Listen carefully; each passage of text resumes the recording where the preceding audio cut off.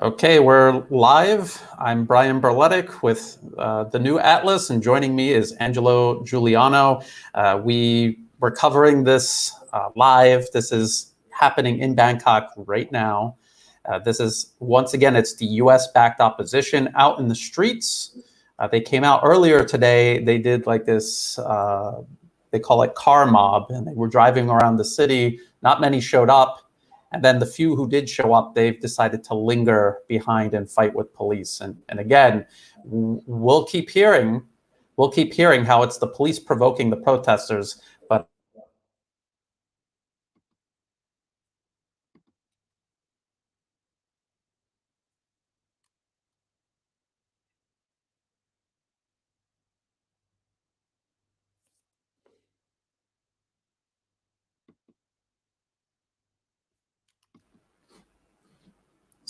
hello.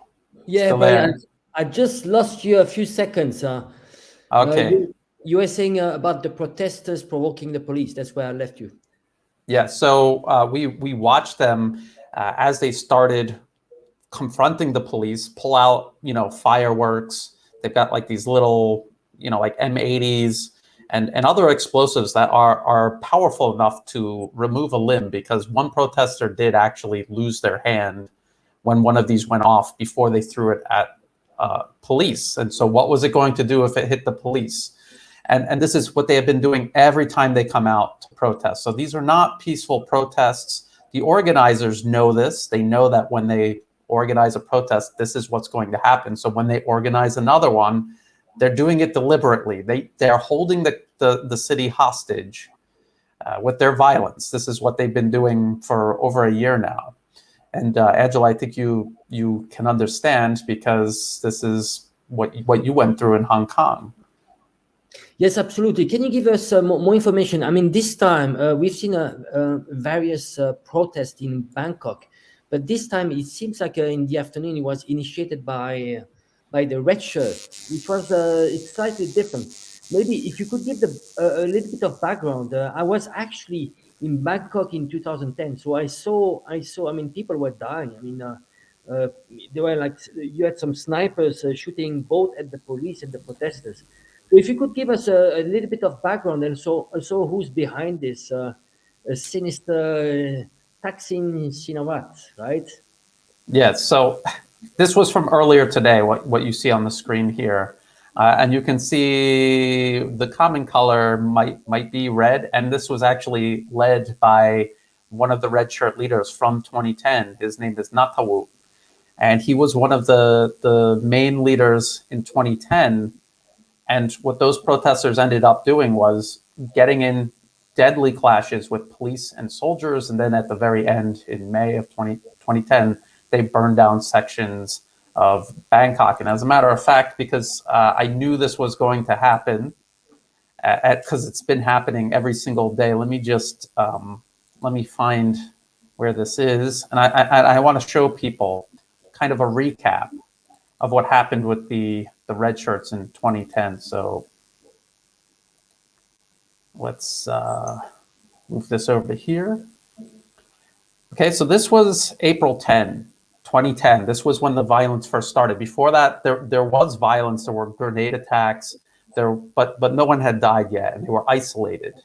But it was a buildup, and we knew that there was going to be violence because Thaksin Shinawat and his red shirts, the red shirt leaders, kept saying that it was going to be violent, and they were calling for violence.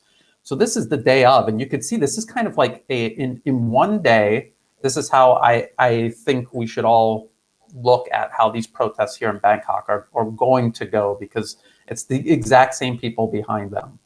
And so you see the red shirts are not just standing there and being dispersed by the police. They actually went to a military base. This was at a military base. They were trying to break into a military base in Bangkok.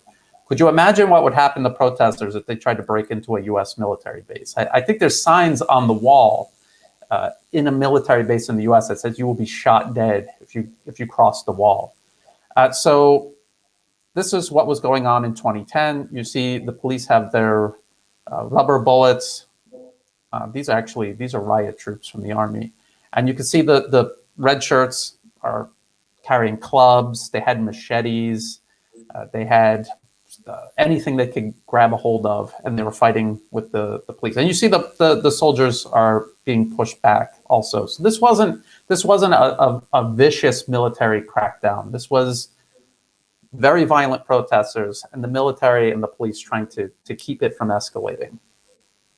And yeah, and they have real weapons because it's a military base, just like I said.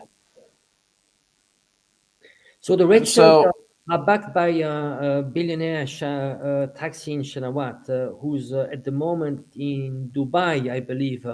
He's in exile because he's researcher. I mean, he should go in jail, right? He should go to jail for corruption, very big scandals, right? Could you give us maybe a little bit of background? And also, I want to add up something.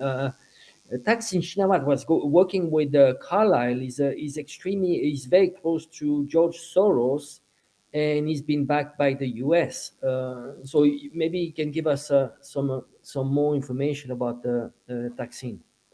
Okay, before I go into that further, maybe let's open up.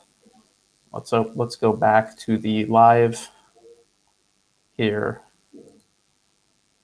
Let's go to this. Let's leave this open while we give a little bit more of a background. So why were the red shirts out in 2010?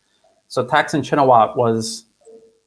Let's back up even further. The U.S. has this plan to encircle and contain China. So in each country in Southeast Asia, they imagined that they would install a client regime obedient to the West that would cut off ties and isolate China. So in Thailand, their client regime of choice was headed by Thaksin Shinawatra. And just like you said, Angelo, he was the Carlyle Group was this private equity firm in the U.S. and connections to the Bush Senior, Bush Junior, and all of the people that surrounded them. And so he was an advisor to the Carlyle Group. And he even said, after he became prime minister in 2001, that he would use his power as prime minister to be a matchmaker between, organizations like the Carlyle Group and Thai assets. When he was prime minister, he sent Thai troops to Iraq to participate in the U.S. occupation there. This was very unpopular amongst Thais. Thai people did not want their troops going to Iraq. He also, in 2002, invited the CIA to use Thailand as one of their rendition sites where they were torturing people. He also privatized PTT, which was the National Petroleum Concern. That was another thing that was on the Washington and Wall Street checklist of things they wanted to do to Thailand, and he did that for them. And then that was something that ever since then, people in Thailand have been trying to reverse, but it's very difficult. He was also a very horrendous human rights violator. So when you hear these Thai protesters say that the current Thai government or the Thai army or the monarchy are these vicious, horrible mass murderers, it's not even close to true. Thaksin Shinawatra is by far the worst human rights violator in Thai history. In 2003, he killed something like 1,800 people during a so-called war on drugs, and most of these people had nothing to do with drugs. And plus, you can't just kill people in the streets without arresting them, charging them, trying them. And then he cracked down on protesters. He cracked down on critics. There were a lot of disappearances and deaths of people who criticized him. So this was what was going on in Thailand from 2001 to 2006. And then finally, because he was consolidating power with the backing of the US to create a one-party state, to establish the client regime that the US wanted in power, the military threw him out. And just like you said, Angelo, he's now a fugitive because he was involved in all sorts of very, very obvious corruption scandals where he would change the law on a Friday and then on Monday, a law on Friday about taxes and shareholding. And then on Monday, he would be selling shares of some business that his family owned tax-free. Things like this was what he was doing. So he is a fugitive. He has multiple criminal cases that have found him guilty, sentenced him to prison, and he has many more court cases pending. So in 2010, what happened was the courts were getting ready to seize billions of dollars in his assets. So it had nothing to do with democracy. He was going to hold the city hostage with this huge street front that he built up. and he was going to try to stop them from taking his money, or make them pay for taking his money. And that's what it was all about.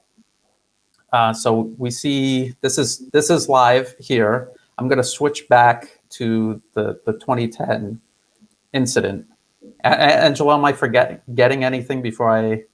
Well, typically, it's important to add up one thing is that what the military did recently was just to make sure that they don't want a democracy to turn like a U.S. style democracy, which is completely corrupted. You see, I mean, in the U.S. they've made lobbying and corruption legal.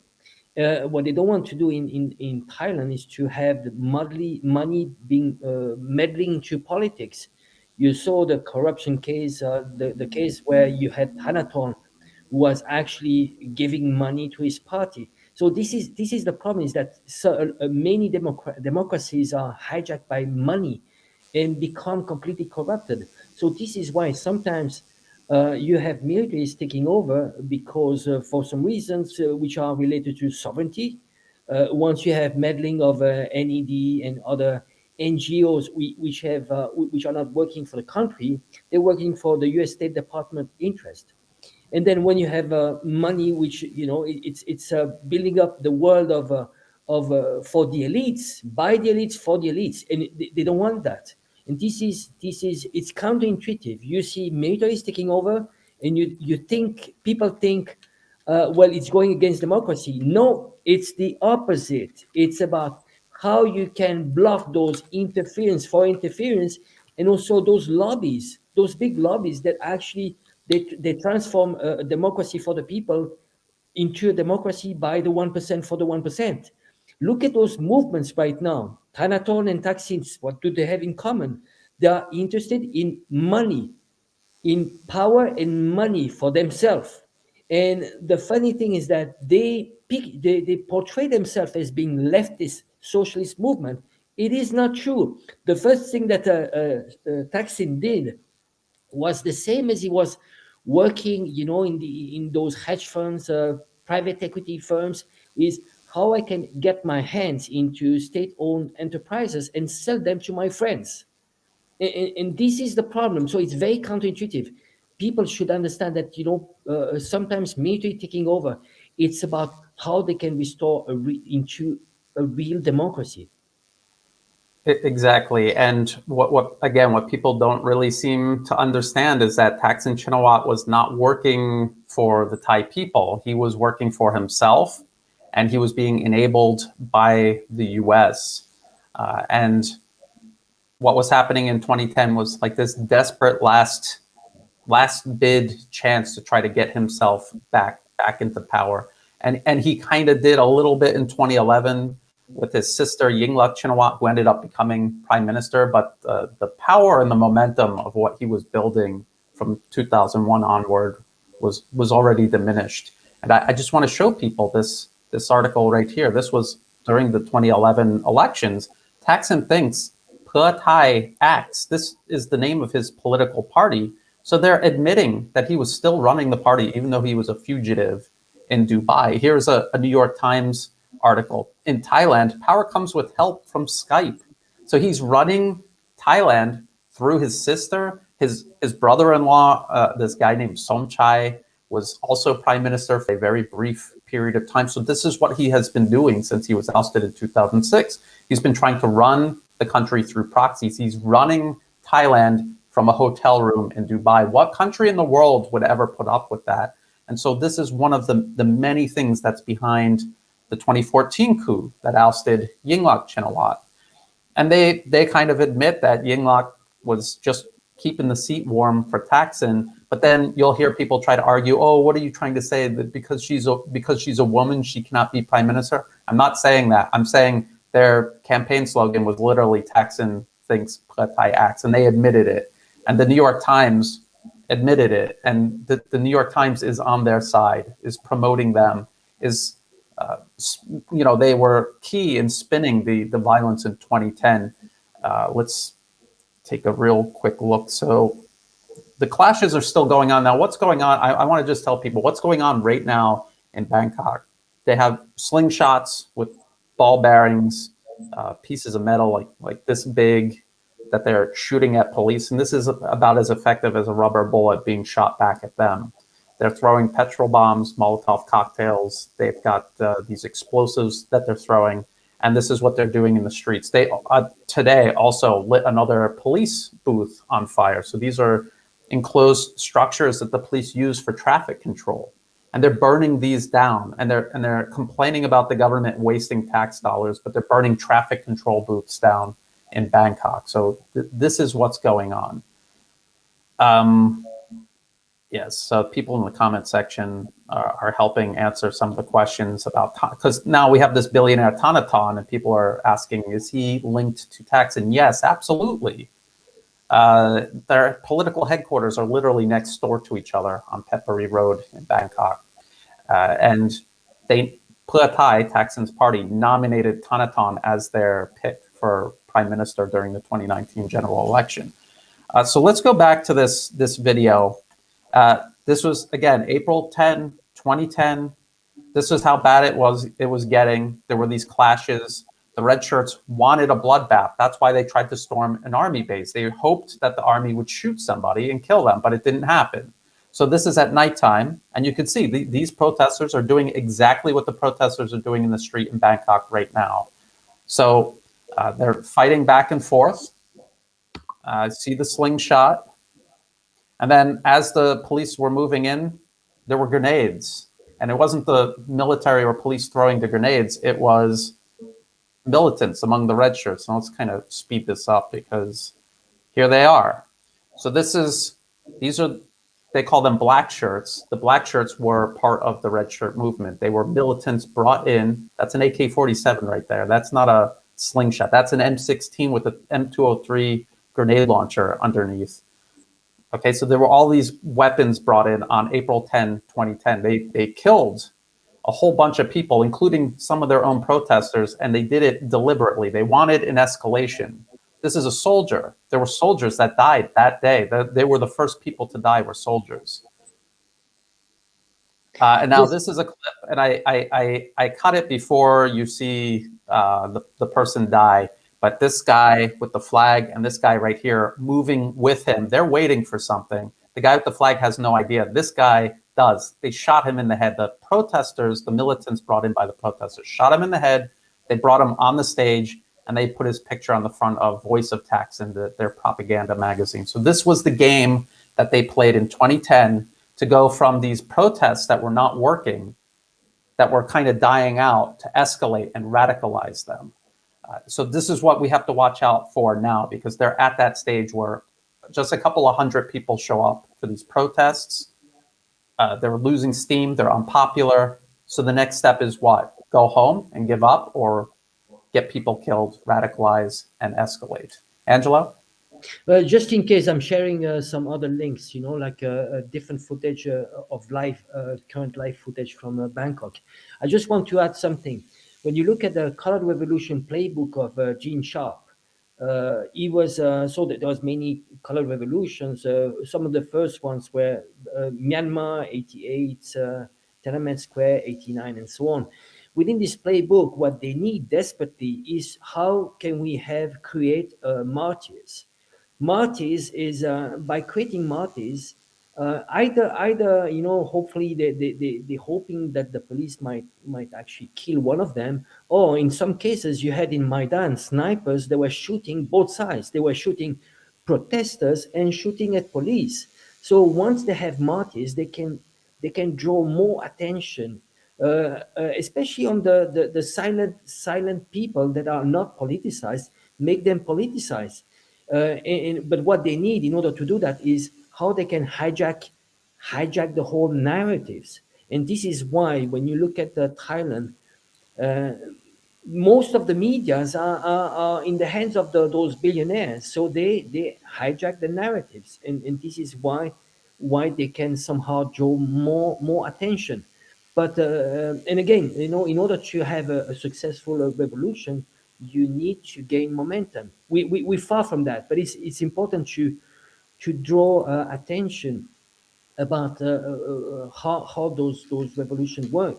And I think a good example is the Maidan Revolution. And we saw actually when I was in Hong Kong during 2019 riots, they were indoctrinated the kids. They were showing the kids the movie called Winter on Fire, and basically it's about indoctrination. All around Hong Kong, every night you would have showing. They would show this documentary, which is more like a propaganda movie, to kids just to indoctrinate them, to tell them, well, you see, they were heroes. You see how they escalated, and kids they would identify with those revolutionary, but they don't have the whole picture how it works, how the system works in terms of manufacturing consent, and that they are basically people are just being used because what is behind this is a geopolitical agenda that is not about Thailand. It's about new world order. It's about how you can contain China, how you can hit Thailand and indirectly hit at China. They want to have a puppet regime that would listen to the US. They would not join the China into the Belt and Road Initiative, into the shifting of power within Eurasia. You know, Eurasia is going to become a large superpower, and the US doesn't want that. So it's not about democracy. It has nothing to do with democracy. It's on the contrary. It's about how you can hijack a democracy. Okay, I cannot find.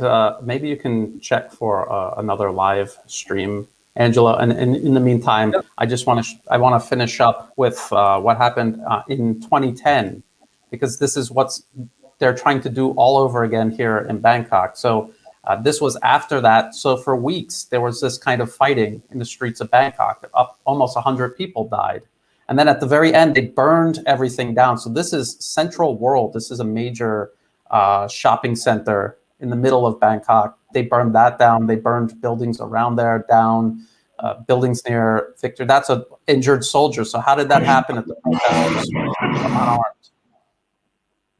And so there was all of this fighting. There was mass arson. The troops were brought in. The Western media was very selective about how they covered this.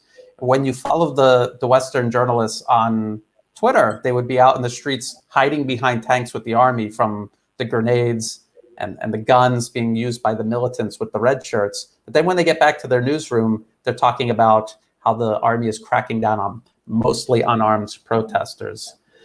This is on the BTS line, and you're going to see these are not. That's a handgun right there. These are not soldiers. These are some of the militants. So that guy's got a handgun. This guy has an M16. And this is what they were walking around in the city with for weeks. This is why 100 people died. And then let's just go here. This is the city burning. They hit the stock market, the stock exchange of Thailand, and these are all just pictures. And these are town halls up country. And this was some of the propaganda in Voice of Thaksin magazine that was trying to stir up the followers to come to Bangkok and burn everything down. So this is what they did.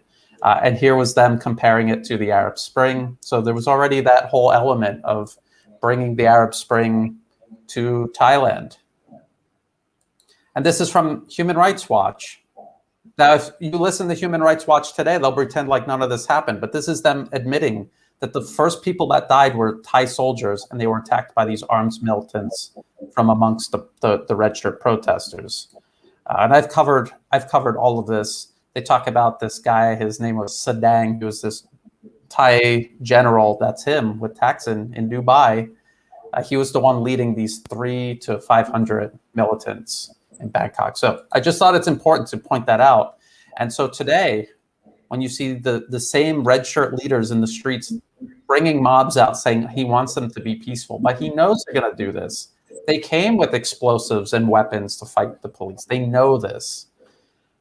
So this was the money. You know, like these are all opposition Twitter accounts, so they're just going to show the most flattering or for the police the most damning angles. And yeah, that's Angela. Have you found any live links, or there are none? I sent you something through Telegram, if you can check there. But I think this stage, I think what they're looking for is just to provoke the police, and they need some need some footage that is of reaction of the police. So they're being very selective. They don't put the footage of when the protesters are attacking, but they put the footage of when the police is reacting. It's the same as in Yes. Hong Kong. The angle is always completely biased. It's just about how you can demonize the police. In Hong Kong, they went to the extreme of really saying, well, the police was evil. They just wanted to kill, and they spread lots of fake rumors that police were actually raping women, and it was all debunked. They actually, so it's not much difference. It's just about a lot of fake news and just hijacking the narratives. So one thing that was interesting was about a day or two ago, the exact same type of protest. So this is live now. We're watching this live now, but just a couple of days ago, a very similar protest. And one of the protest leaders is this guy named Nut, and he used to be. They say he was part of the protest that helped oust Yingluck Chinawat, but I don't really know how useful this guy was during that protest. That could be debated. But now he's part of this protest. Looks like I'm having an internet problem, or they're having an internet problem. Yes. But, I think there's a lag time. Sometimes it stops. I just want to add one thing. I mean, one of the requests these days, the complaint was that they didn't want Thai government to use Chinese vaccines. What does it have to do with democracy or so on? I mean, sometimes nothing. they expose themselves. They expose what is behind this. It's just and sometimes you have legitimate movements sometimes, but they get just hijacked. And again, what we do, you and I, is just exposing the fundings, who is funding them. And we always find the trace of George Soros, National Endowment for Democracy, which is an extension of the CIA. It's very, very easy to debunk this. And also the media. Check the media. Who is behind the media? Kaosod belongs to Thanathorn, right? So the main medias in Thailand belong to the opposition or are backed by NED. Yes.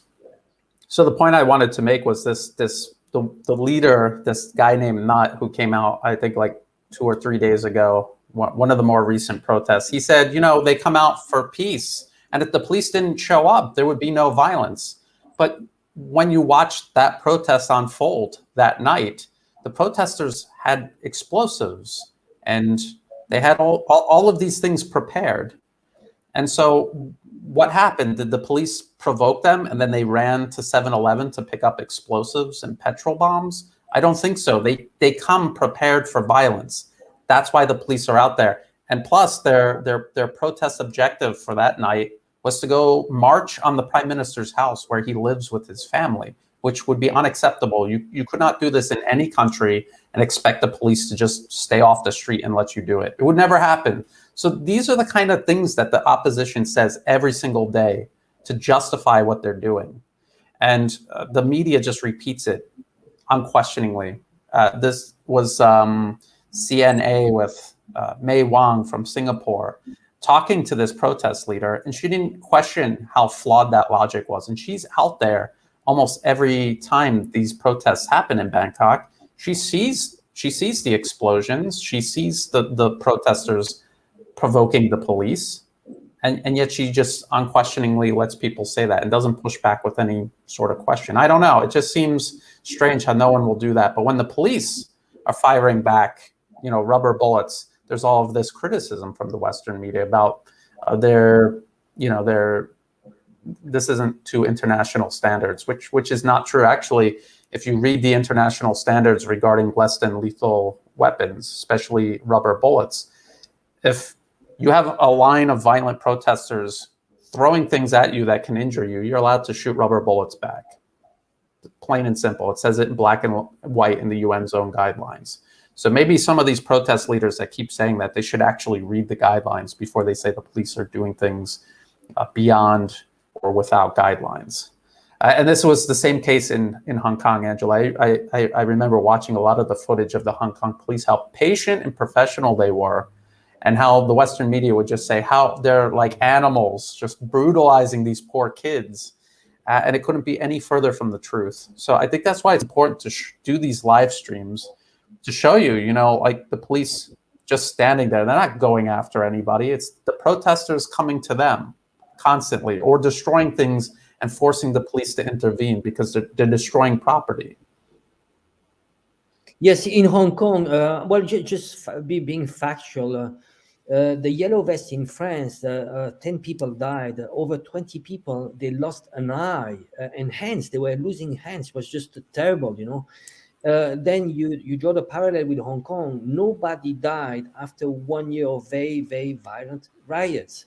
And those are facts. And then I'd like to add up something. I mean, why are we covering this? Because we think that this could be a replica of the Arab Spring, maybe an Asian Spring. We see it started in Hong Kong, but you have Myanmar, you have Thailand, you have Malaysia, and so the shift is of the US and the EU is going towards Asia, and it's part of the strategy of encircling China. Still problems, and they want to divide those countries, to polarize those countries. They want, it's either you are for China or for the US, and you see the visits of politicians in the area. They're putting pressure on every country just to side with the US agenda. And they don't want them to join any project which are related to the Belt and Road Initiative. So it's either the project goes, they succeed and you have a puppet regime, or they're willing to destroy a country, like we have the case in Myanmar. You know, if they don't succeed, well, we might as well just create chaos, and indirectly it's going to affect China.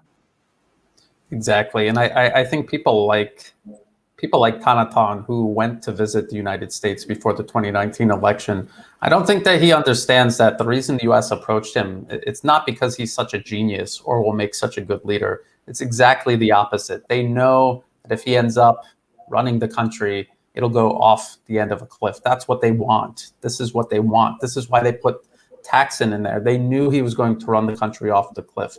He would do anything that they told him to do. And if he didn't, they would put the pressure on. Actually, that's why Human Rights Watch back then used to criticize him for his war on drugs. But now you notice, now that he's out of power, they never talk about that anymore.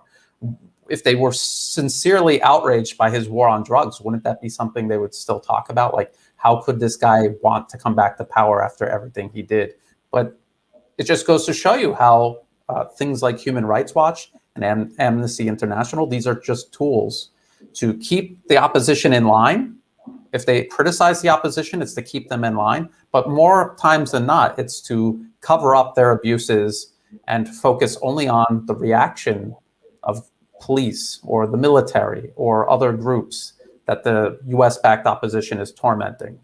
So all of this is very important to keep in mind. And then when you're watching these protests and you see the protesters fighting with the police, and then the next day you see Human Rights Watch only talking about what the police did, this is the reason why.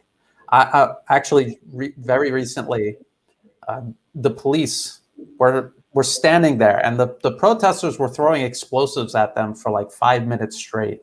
And all the journalists were hiding back. And then when the police rushed in with rubber bullets to push them back, all the journalists came like perpendicular. I don't know if you see the camera, perpendicular to the police line, so they could all get pictures of the rifle, the shotguns with the rubber bullets coming out. That's what they wanted a shot at.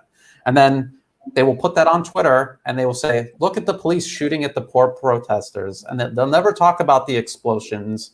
They will never take video and pictures of the explosions that the police were responding to. So this is the game. And just like you said in Hong Kong, over a year, no one had died. And here, no one has died yet in these protests. So if the police were really brutes and didn't care about human life, how come no one has died yet? But this is what, like you said, this is what the protesters are working on. They want a martyr. This is what they're working on. This is why they come out every night now. It's obviously not because they have the numbers and they think they're going to oust the government. Yes, I think it's important just to give us the full picture. It's extremely complex. When you have different machine, you have the propaganda machine, which is US AGM. Within US AGM, you have different entities like Voice of Europe, Voice of Asia, Radio Free Asia. Sorry, and then you have National Endowment for Democracy, which serves a different purpose. You have US Aid, and then it's extremely complex, and you have lots of NGOs that are actually they call themselves a non-government organization, but they are actually funded by the government, and it's all fake. Human Rights Watch, it only serves the US State Department agenda. If they were really concerned about human rights, they would actually start focusing on their own problems, because the US has lots of internal problems when it comes to human rights. So it's just the problem is that it's very complex, and you have it's a machine which is funded by billions and billions of dollars. Just alone, the USAGM budget is $1 billion per year. So imagine. And what does that do, Angelo? Tell people who might not know what that is. What does that do? Oh, it's just propaganda. So you either have their own entities. It helps toppling governments. To give you an example, Voice of America was present in when they dismantled the USSR. So they were calling Turkic countries to split from the USSR. In Tiananmen Square, they were present. They were actually the ones doing the most propaganda to have the writers to become much more violent. Keeping in mind that this is one thing. Tiananmen Square, around 300 people died, but half of them were militaries. But the problem is that the whole narrative was hijacked by 2-3 medias: Voice of America, Reuters, CNN. So Voice of America is part of the USAGM, and they were pushing writers back then in 1989 just to be much more violent, to take power. Talk about interference. What if you had a media like this, Chinese or Russian, doing the same in the US? What if there was a reciprocity there? And again, we are for exposing this and exposing the contradictions. It's important to highlight that a democracy can work only if there is protection of sovereignty. If you have foreign meddling, you are hijacking a democracy, and it goes against your narratives of wanting a democracy for a country, for example, like Thailand. Self-determination starts with not having foreign meddling. That's a prerequisite for democracy. Okay, so this is an area where the clashes were taking place. You can see how that road that this cameraman was walking down, how it was kind of trashed, and the police are just kind of waiting there. Things might be dying down. If you have another view where there's some action going on, yes, let me know, Angelo. I'm looking for the other views.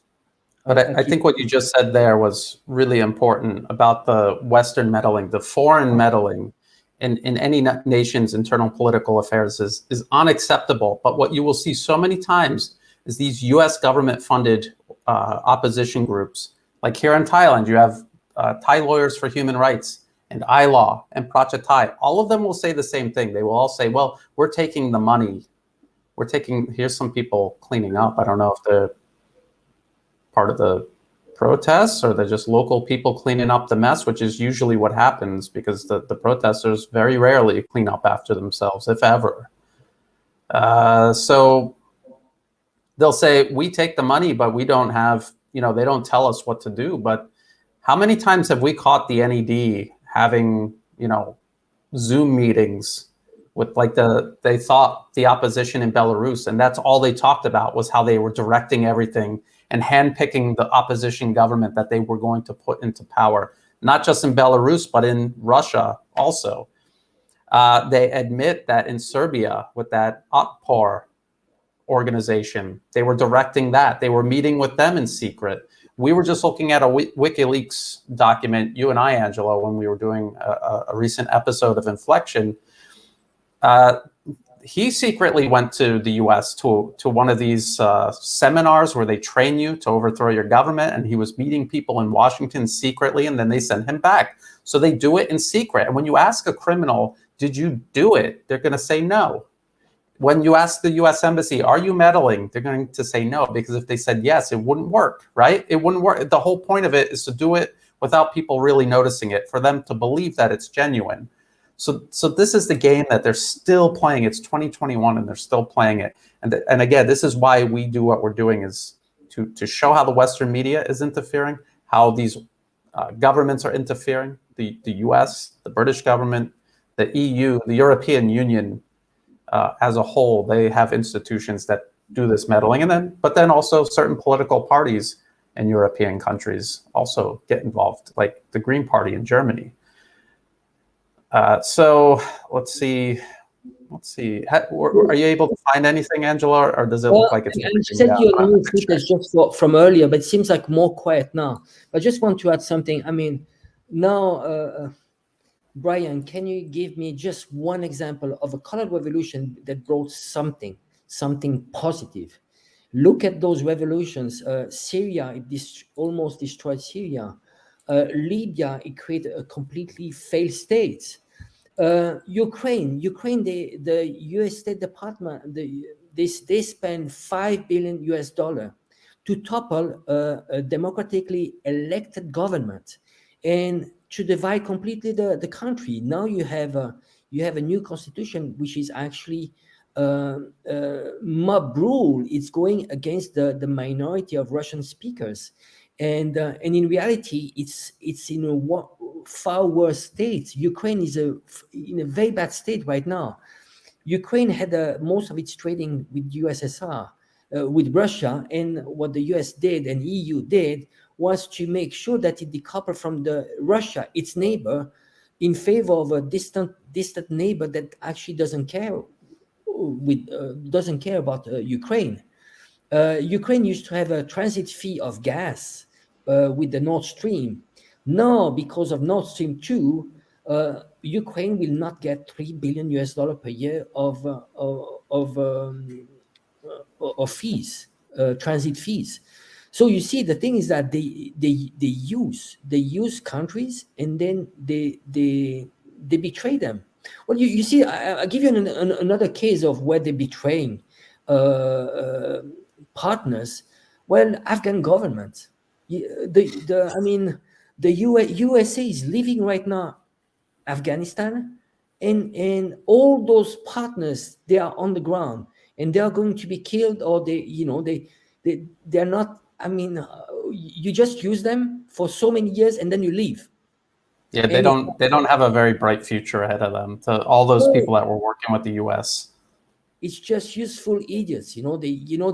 They are a hero for the day, but they will live in shame for the rest of their lives. It's the same as they have those personalities like Joshua Wong. They played on his ego in Hong Kong. Oh, you are going to be a hero. We are going to do movies, Netflix movies about you. And they play on their egos. And you know what is going to happen? Well, Joshua Wong is going to spend the next 10 years in prison just because he's been used. He's been used. Aung San Suu Kyi, the same. You see how they gave us the Nobel Prize, and she was an icon, international icon. Well, they just dropped her. Where's the support? It's just useful idiots. They drop them like a useful condom. Excuse me, my French. It's people have to realize that, though, and that's what I always ask. I ask for everyone that is taking U.S. government money here in Thailand, name me one country where people were doing this and succeeded and things turned out better. Just like you just gave us a whole long list of countries that are total disasters or don't really exist anymore. And looks like they're still having trouble. Let's get. We can read some comments, Brian. Sure. Eric Dennis is saying in Myanmar they pay people $30, but in the end no one in the protest even got the money. Okay, we got those cases of people being paid. They were being paid also in Ukraine. You had people, that didn't have any job and they would go into the protest. In Hong Kong, the same. Remember, there was a study financed by the university. They would pay 1,200 students. They would give them $50 each to attend protest. And so you had many cases of people being paid to attend the protest. So this is nothing new. It's nothing new. They need a certain mass. And so to have initially, for example, 1,200 people, students to attend a protest, you have this creates a ripple effect that you can even gather 5 to 6 more people attending the protest. So with $50,000, $60,000, you can actually stir up some big trouble, and it's all about creating a momentum. You need the first, the triggers. You need some martyrs. You need the funding. You need some weapons. You need the coaching. You need to master the narrative. It's a complex. System just to create a revolution. And there's a lot of other. Okay, it's ironic because I'm looking at Prawit's Twitter because he gives up so many really good things because he just doesn't know when to not talk and not say certain things. But he is a guy that they're able to control or influence by just offering him free lunches and dinners at the US or UK embassy, or inviting him to like some 5-star hotel event in Europe. So he just goes along with everything. But now with the advent of social media, US-based social media companies can do kind of the same thing. Now, they're not going to buy you a free lunch, but they can rig the algorithm in such a way that you're an ordinary person that hardly gets any likes or shares or anything on your posts. But if you post about the protest, you could get hundreds or thousands of likes. And then you want to keep doing it. This is how they create incentives to get you involved. And then you're doing it not because you believe in the movement, but because it's become this self-absorbed ego trip, just like what Prawit does. So it's just they've figured out a way to use social media to multiply this effect across many, many more people without ever having to buy anyone anything or paying them to do anything. They're doing it to get those clicks. I just wanted to show some things like this. Angelo, you and I watched the car mob earlier today. Listen to this guy. He does this all the time. And he's got a blue check mark, but he's got like almost no one following him. So it's one of those kind of like, I don't even know why Twitter gave it to him. But anyway, if you'd seen the many thousands in their cars, did you see many thousands, Angelo, earlier today? Did you see many thousands of people? 200. And if you really look at the protesters, they were all thugs. I mean, I've been most of them, yeah. I've been going to Thailand. I've seen those, just low life people, thugs. They actually, if you ask them, because I've been to many protests as a curiosity. I was actually recently in Paris. What happens is that you get those extremists at the end. They stay there, but you realize it's not about ideology. They're just there because they want to hit policemen. They want to have fun. I mean, this is who they are. And let me give a little background to people who are not Thai. Thai people know this already. Maybe you know this already, Angelo. But a lot of these kids, and you could see it. They come from these vocational schools, and they are renowned for their violence. Like certain schools are renowned for being extremely violent and having these violent rivalries with other schools. And before the protests ever happened, they were out in the streets killing each other, burning things down, vandalizing things. That's just what they've always been doing. And when there's a protest like this, if you can't get ordinary people to join your protest, you recruit these people. And again, it's probably not even a matter of money. You're sanctioning them to just carry out violence on a much larger scale. which is what they want to do, which is what they were doing anyway. So again, is this really a deep political movement? No. Like you said, many moving parts. I want to show people this too. This is Pheu. He's saying not looking good. And then this is the mentality of the people who follow him and his mentality too. How about this? So, you know, the difference between these police firing rubber bullets and tear gas, the difference between them and these people here is all of these protesters who claim they're peaceful, they came out with all of this stuff to fight with the police. The police have to have this. That's their job, is to have these tools and have them ready. And they're only using it because these protesters premeditatedly came for a fight. And this is every single night. And then you have like just an army of people like this who think like this, who their logic is nowhere to be found. And they just say, look, the police are shooting them with rubber bullets, so of course they have to throw bombs back at the police. Why do they have bombs in the first? Why did they go to a peaceful protest with bombs? You know, it's the question of the day. People should ask that. Let's check. This is not live. This is live. Okay. Sorry, Angela, I think I cut you off talking about the vocational. No, I think you said it exactly. It's the same profile as the extremists in France, just low life, vocational training centers, and you can buy them. I mean, basically, you can buy them. It's easy, and you don't need much money there in Thailand. So the profile is not about ideology; it's about manipulation of youth. You know, and you mentioned just before social media. How they trick with the algorithm and how they censor people. You've been censored yourself both on Facebook and Twitter. I have a case. I just sent you through Telegram. Remember these protesters? One of the leaders. His name was Francis Buchanan. He issued a threat against me and Tom Fordy. Is a journalist mainly covering China, and so. You can still find this person. I mean, although he put a death threat on me and Tom Fordy, you can still find him on Twitter. Yes. Now, exactly. when it comes to me, I've opened my fourth account on Twitter. Why? Because I expose those movements and expose the fundings, and they are while those movements are backed by Twitter directly. Dorsey.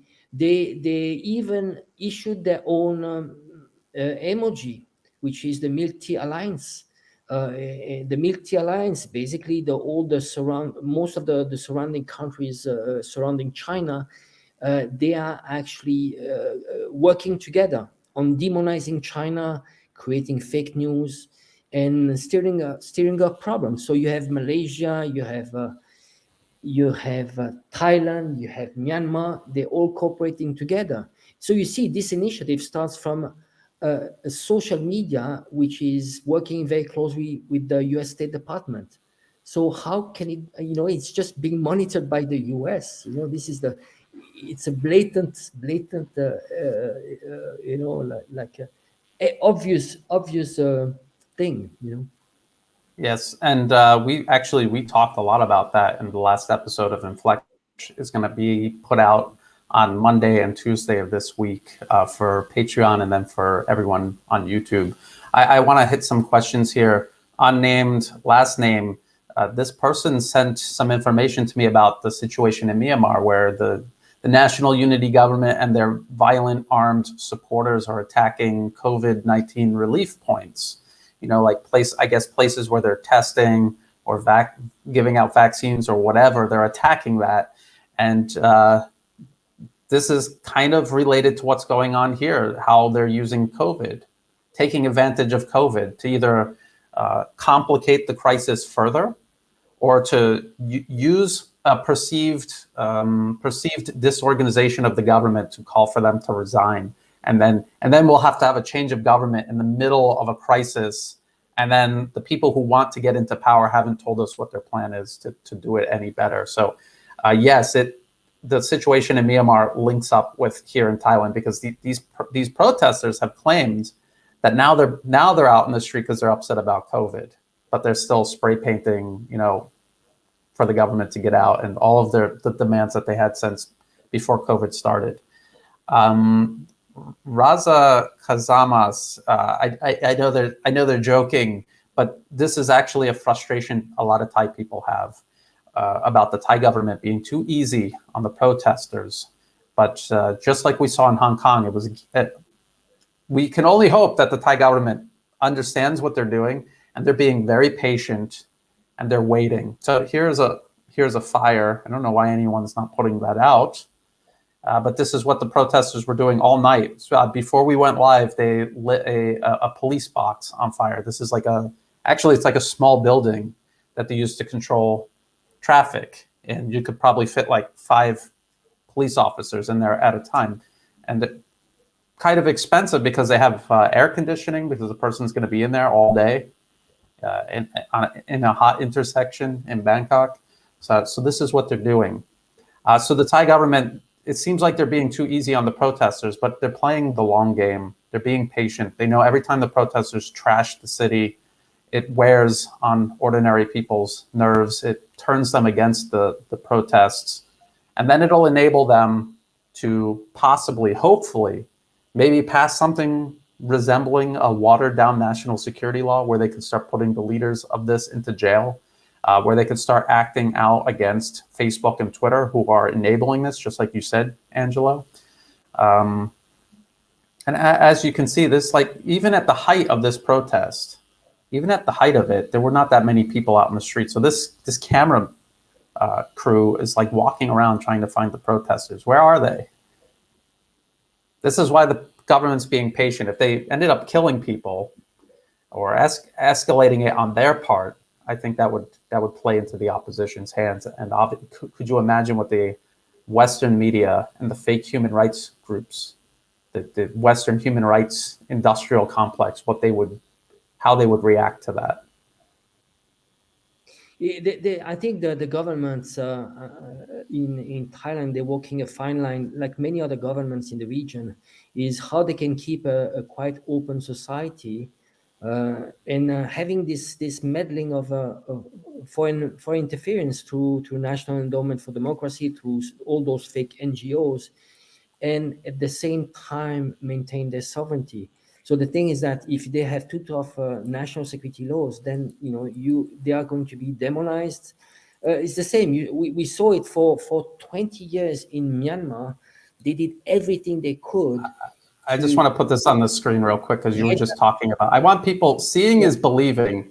This is this guy has been in Time Magazine. He has been paraded around by the Western media as this like brilliant youth protest leader, but the guy is just look at what he said, and then he still has a Twitter account. Somehow he still has a Twitter account. I've been kicked off because they said I'm doing inauthentic behavior because I was using a pen name, and this guy is making death threats, and he's still on Twitter. Amazing, absolutely amazing. And none of the human rights groups came out and said anything about this. If it was Angelo or I making death threats, we would never hear the end of it. They would be talking. So I just wanted to point that out because you mentioned it earlier. And that was outrageous too. I still get angry when I think about that. Well, what I want, I mean, personally, I'm being attacked with Tom Froddy here on Twitter. I mean, we are talking about a death threat, but what I want is an apology. I mean, we need to get rid of those people.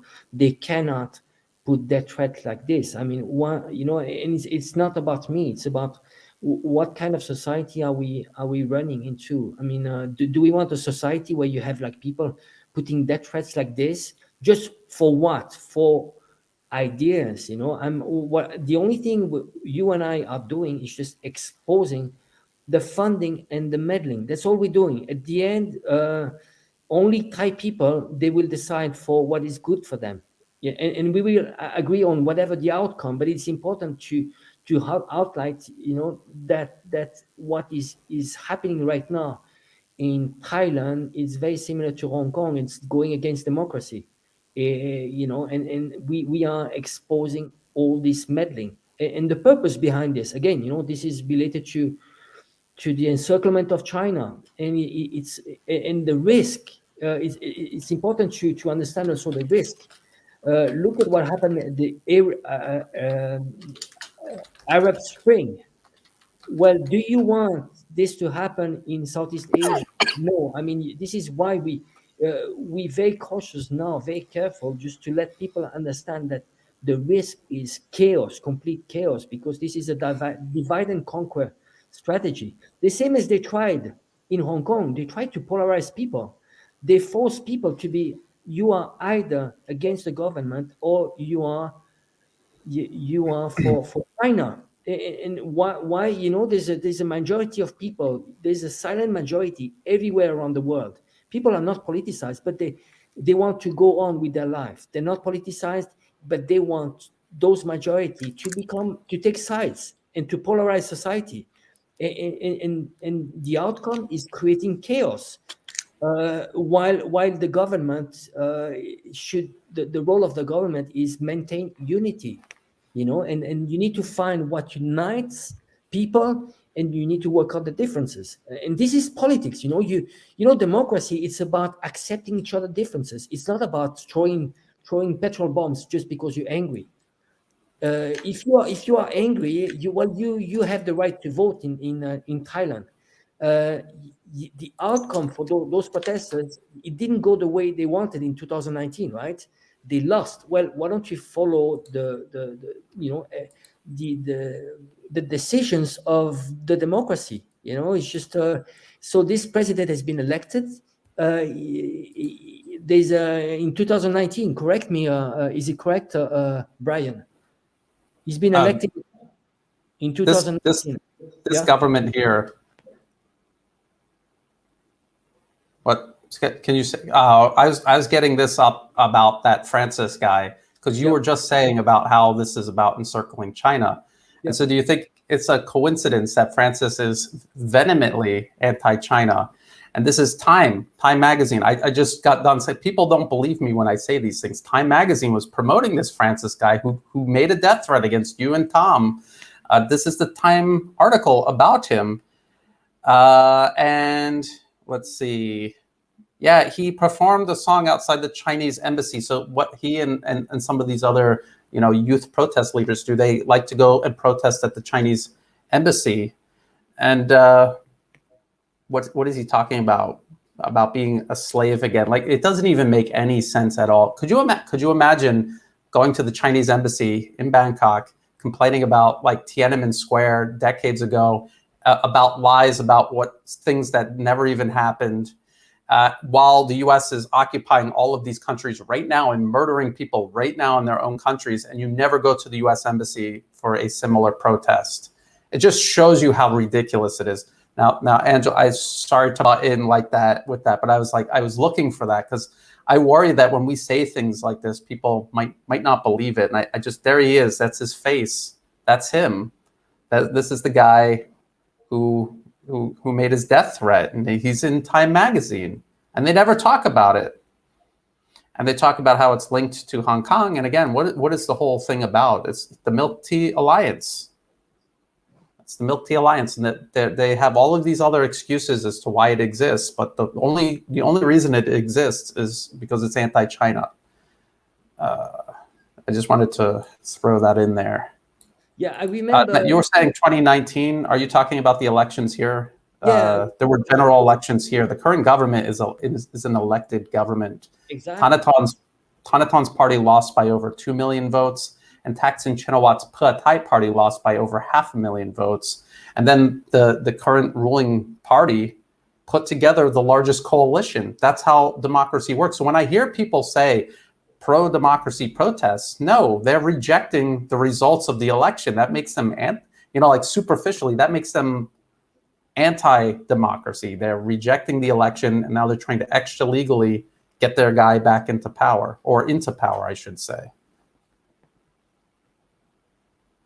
Yes, I think there's also sometimes, a lack of maturity. Sometimes, people, do they really understand what it means to have a democracy? I think I mentioned before, what are the preconditions to have a democracy? First of all, is not to have any foreign meddling, not to have any meddling of money into politics, not to have violence. respect each other differences. You have to make sure that there's not a mob rule where you have the majority that actually is bullying the minorities.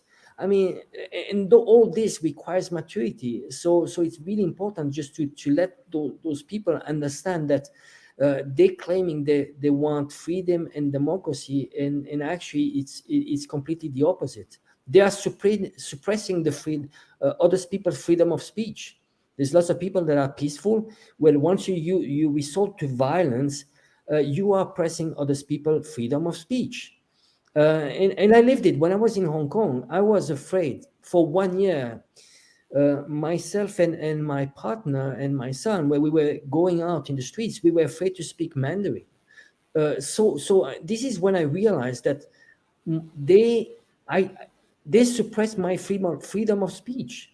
They suppress my rights. Again, just everybody has rights, but everybody has also duties. It's you need to see the complete image. So if you are claiming for your rights, you need to remember that everybody has rights. And so once you start suppressing others people right, freedom of speech, this is not democracy. It's more like a fascism. Exactly. Something else that I was thinking about as you were explaining all of that. Think about in Myanmar how the U.S. just praised the outcome of the election because their client regime of choice kept getting into power, because the U.S. has poured millions and millions of dollars into the opposition's ability to campaign. No party in that country can compete against U.S.-backed opposition. They don't have to rig the election by tampering with the ballots because they already rigged it with foreign interference. But think about it. Remember when they said the Syrian election was invalid because there were entire groups of people who couldn't go and vote? What about in Myanmar? What about the Rohingya? Did they all vote? No.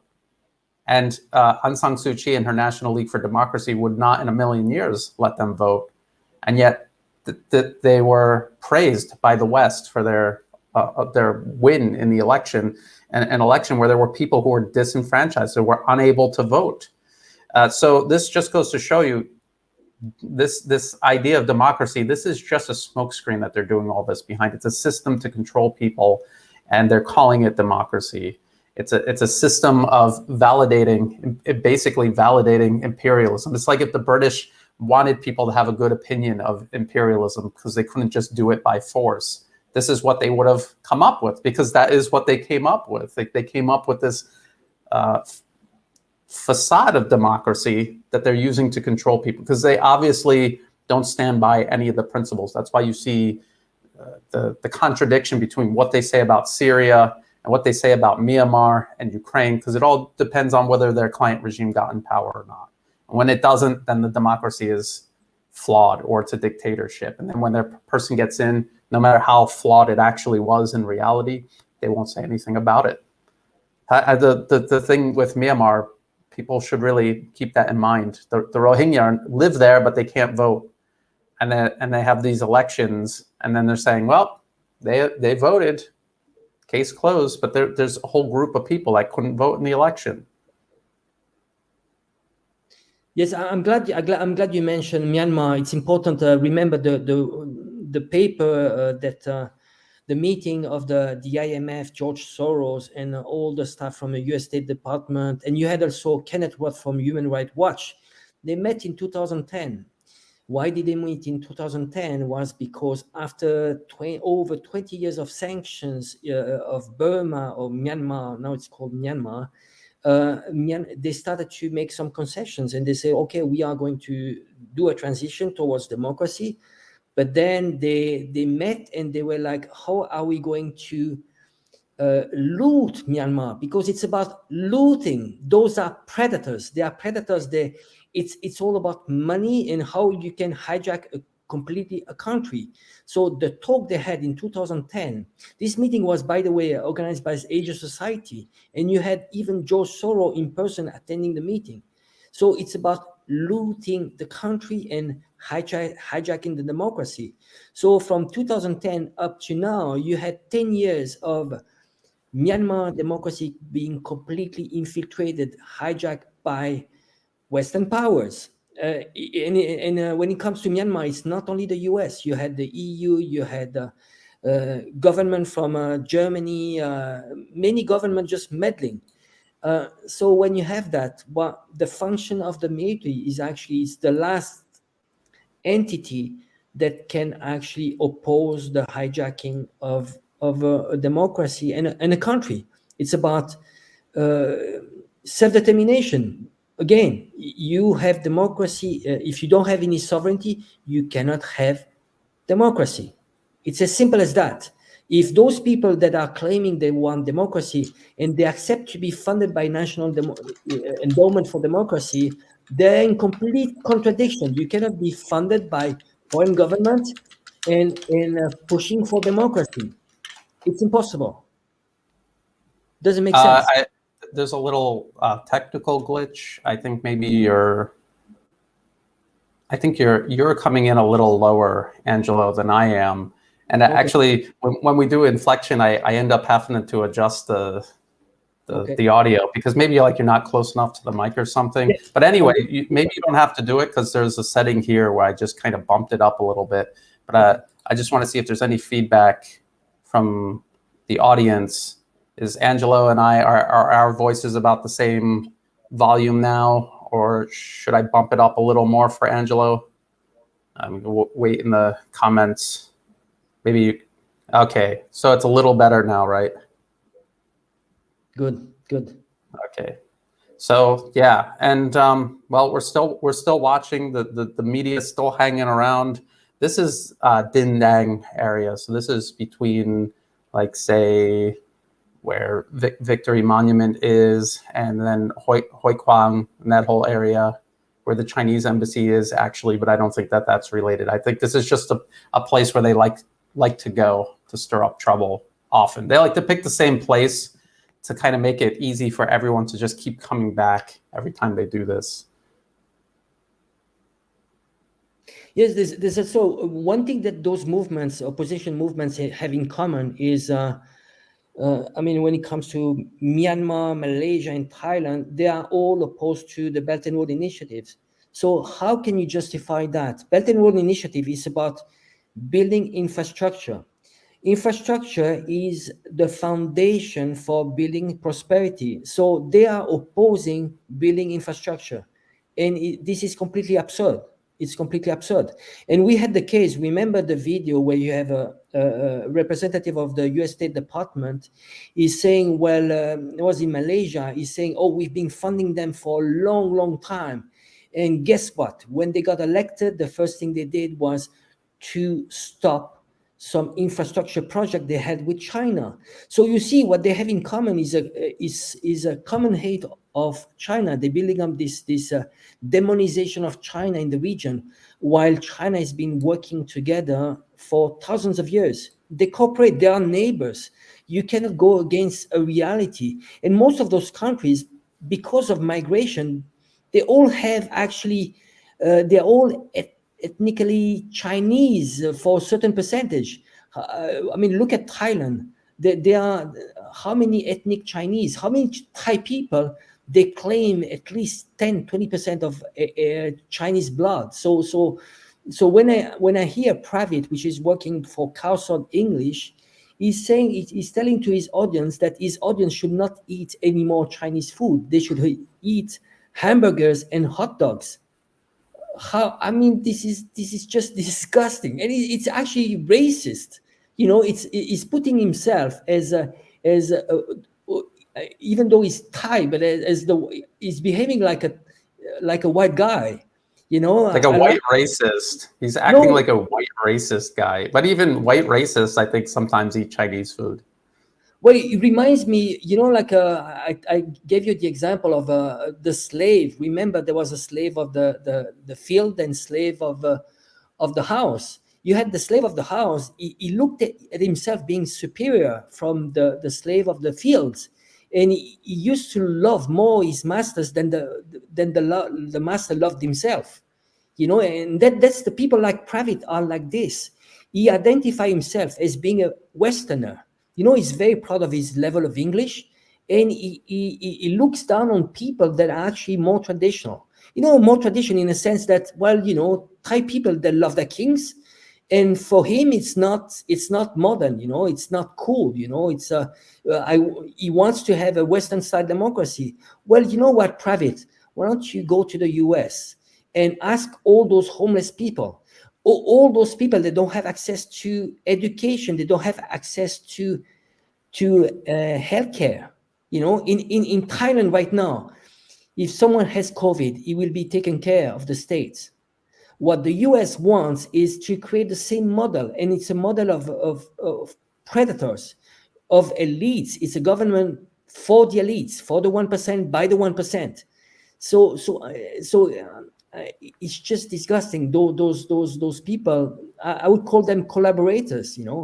That he's not working for his country. He's working for the West, for US State Department.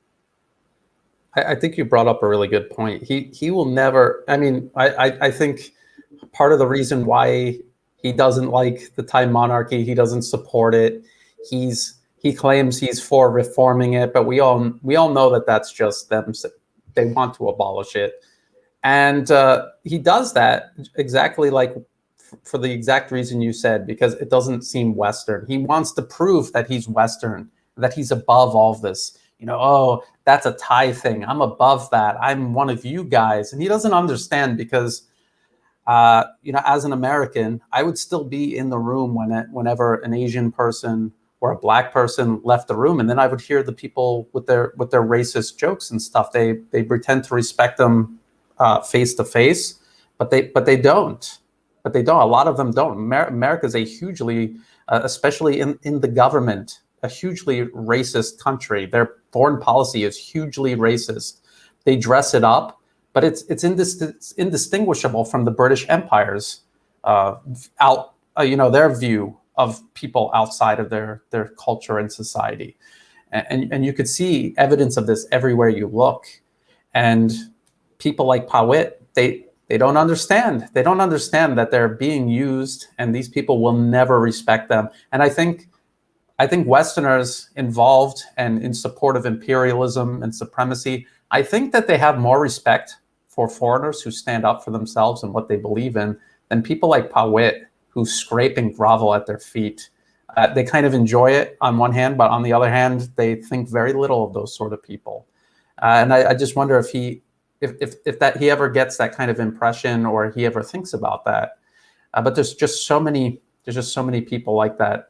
Especially in the media here in Thailand, in the opposition, who are fooling themselves. They think they're going to sit at the table with everyone else in the West. No, that's not how it works. And again, Angelo, you've given us many examples of how the West has gone into these countries, gutted them, and then just left them to dry in the sun, basically. And there's not going to be. Now, what are we seeing here? Somebody's on the ground. Oh, yeah. Well, you get some actors, random actors, people like fainting, pretending they've been hit by a bottle or whatever. I mean, that can happen. We had a lot of them, like in Hong Kong, they would fall, like with no reason. I just want to add something very important for our audience. A lot of people, and including myself, 10 years ago, I did not understand what the monarchy meant for Thai people. And you helped me a lot in understanding this. What the New World Order wants to do is destroy tradition, family, nation states. How do you do that? What unites people is sometimes is a solid constitution, and sometimes monarchy are uniting entity.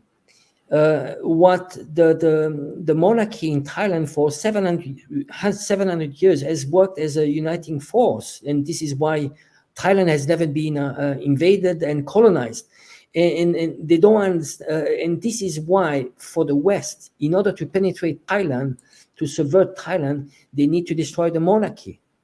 And it's important for people to understand, because a lot of people, especially from the West, they look at monarchy and they see this as something oppressive, and it is not.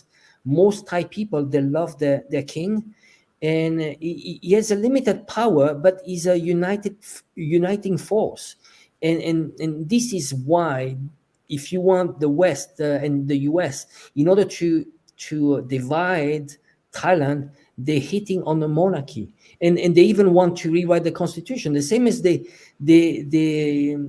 wanted to do in Myanmar. There's a constitution. Why the US would go to Myanmar or Thailand and fund some groups that want to change the constitution? I mean, this is it's unbelievable. Just a couple of things. You're absolutely right. They want to go after the monarchy, the military. Thailand's military is an independent institution. It doesn't necessarily always answer to politicians, especially when it makes no sense to answer. Like Yingluck Chinawat from 2011 to 2014. It made no sense for the military to answer to her because she was a placeholder for her fugitive brother who was trying to run the country from a hotel room in Dubai. Now, I see a comment here from someone named Mafia Official. Please save Thailand from, I think they meant dictatorship. I don't know if they're joking or they really believe that. If they do really believe that, I would like to have a conversation with them. Just let me know what you think. What is a dictatorship about Thailand right now? What is the dictatorship of Thailand preventing you from doing that you want to do? What is it that you want to do? And so, Angelo, before Angelo's back, great. So, Angelo, you were just saying there's a fire. Okay, so more violence. This is not peaceful protesting. Arson is a crime. You go to jail anywhere in the world for arson. By the way, you were saying they're going after the monarchy. They go after the education system because they want to turn people into like this Western liberalized. Basically transform them into slaves, basically, of Western interests. That's what they want to do. And so they infiltrate all institutions. The monarchy is a very, like you said, it's unifying. So they want to get rid of it for that. They want to get rid of the education system or transform it or pervert it, I guess you could say, to shape minds to serve Western interests. This is what they do this is what empire has always done all throughout history. So people have to just keep all of that in mind. Something I always wonder. Someone asks, "Is the New World Order real?" I mean, the New World Order is just a label, one of many. The U.S. itself says it's a U.S.-led international rules-based order.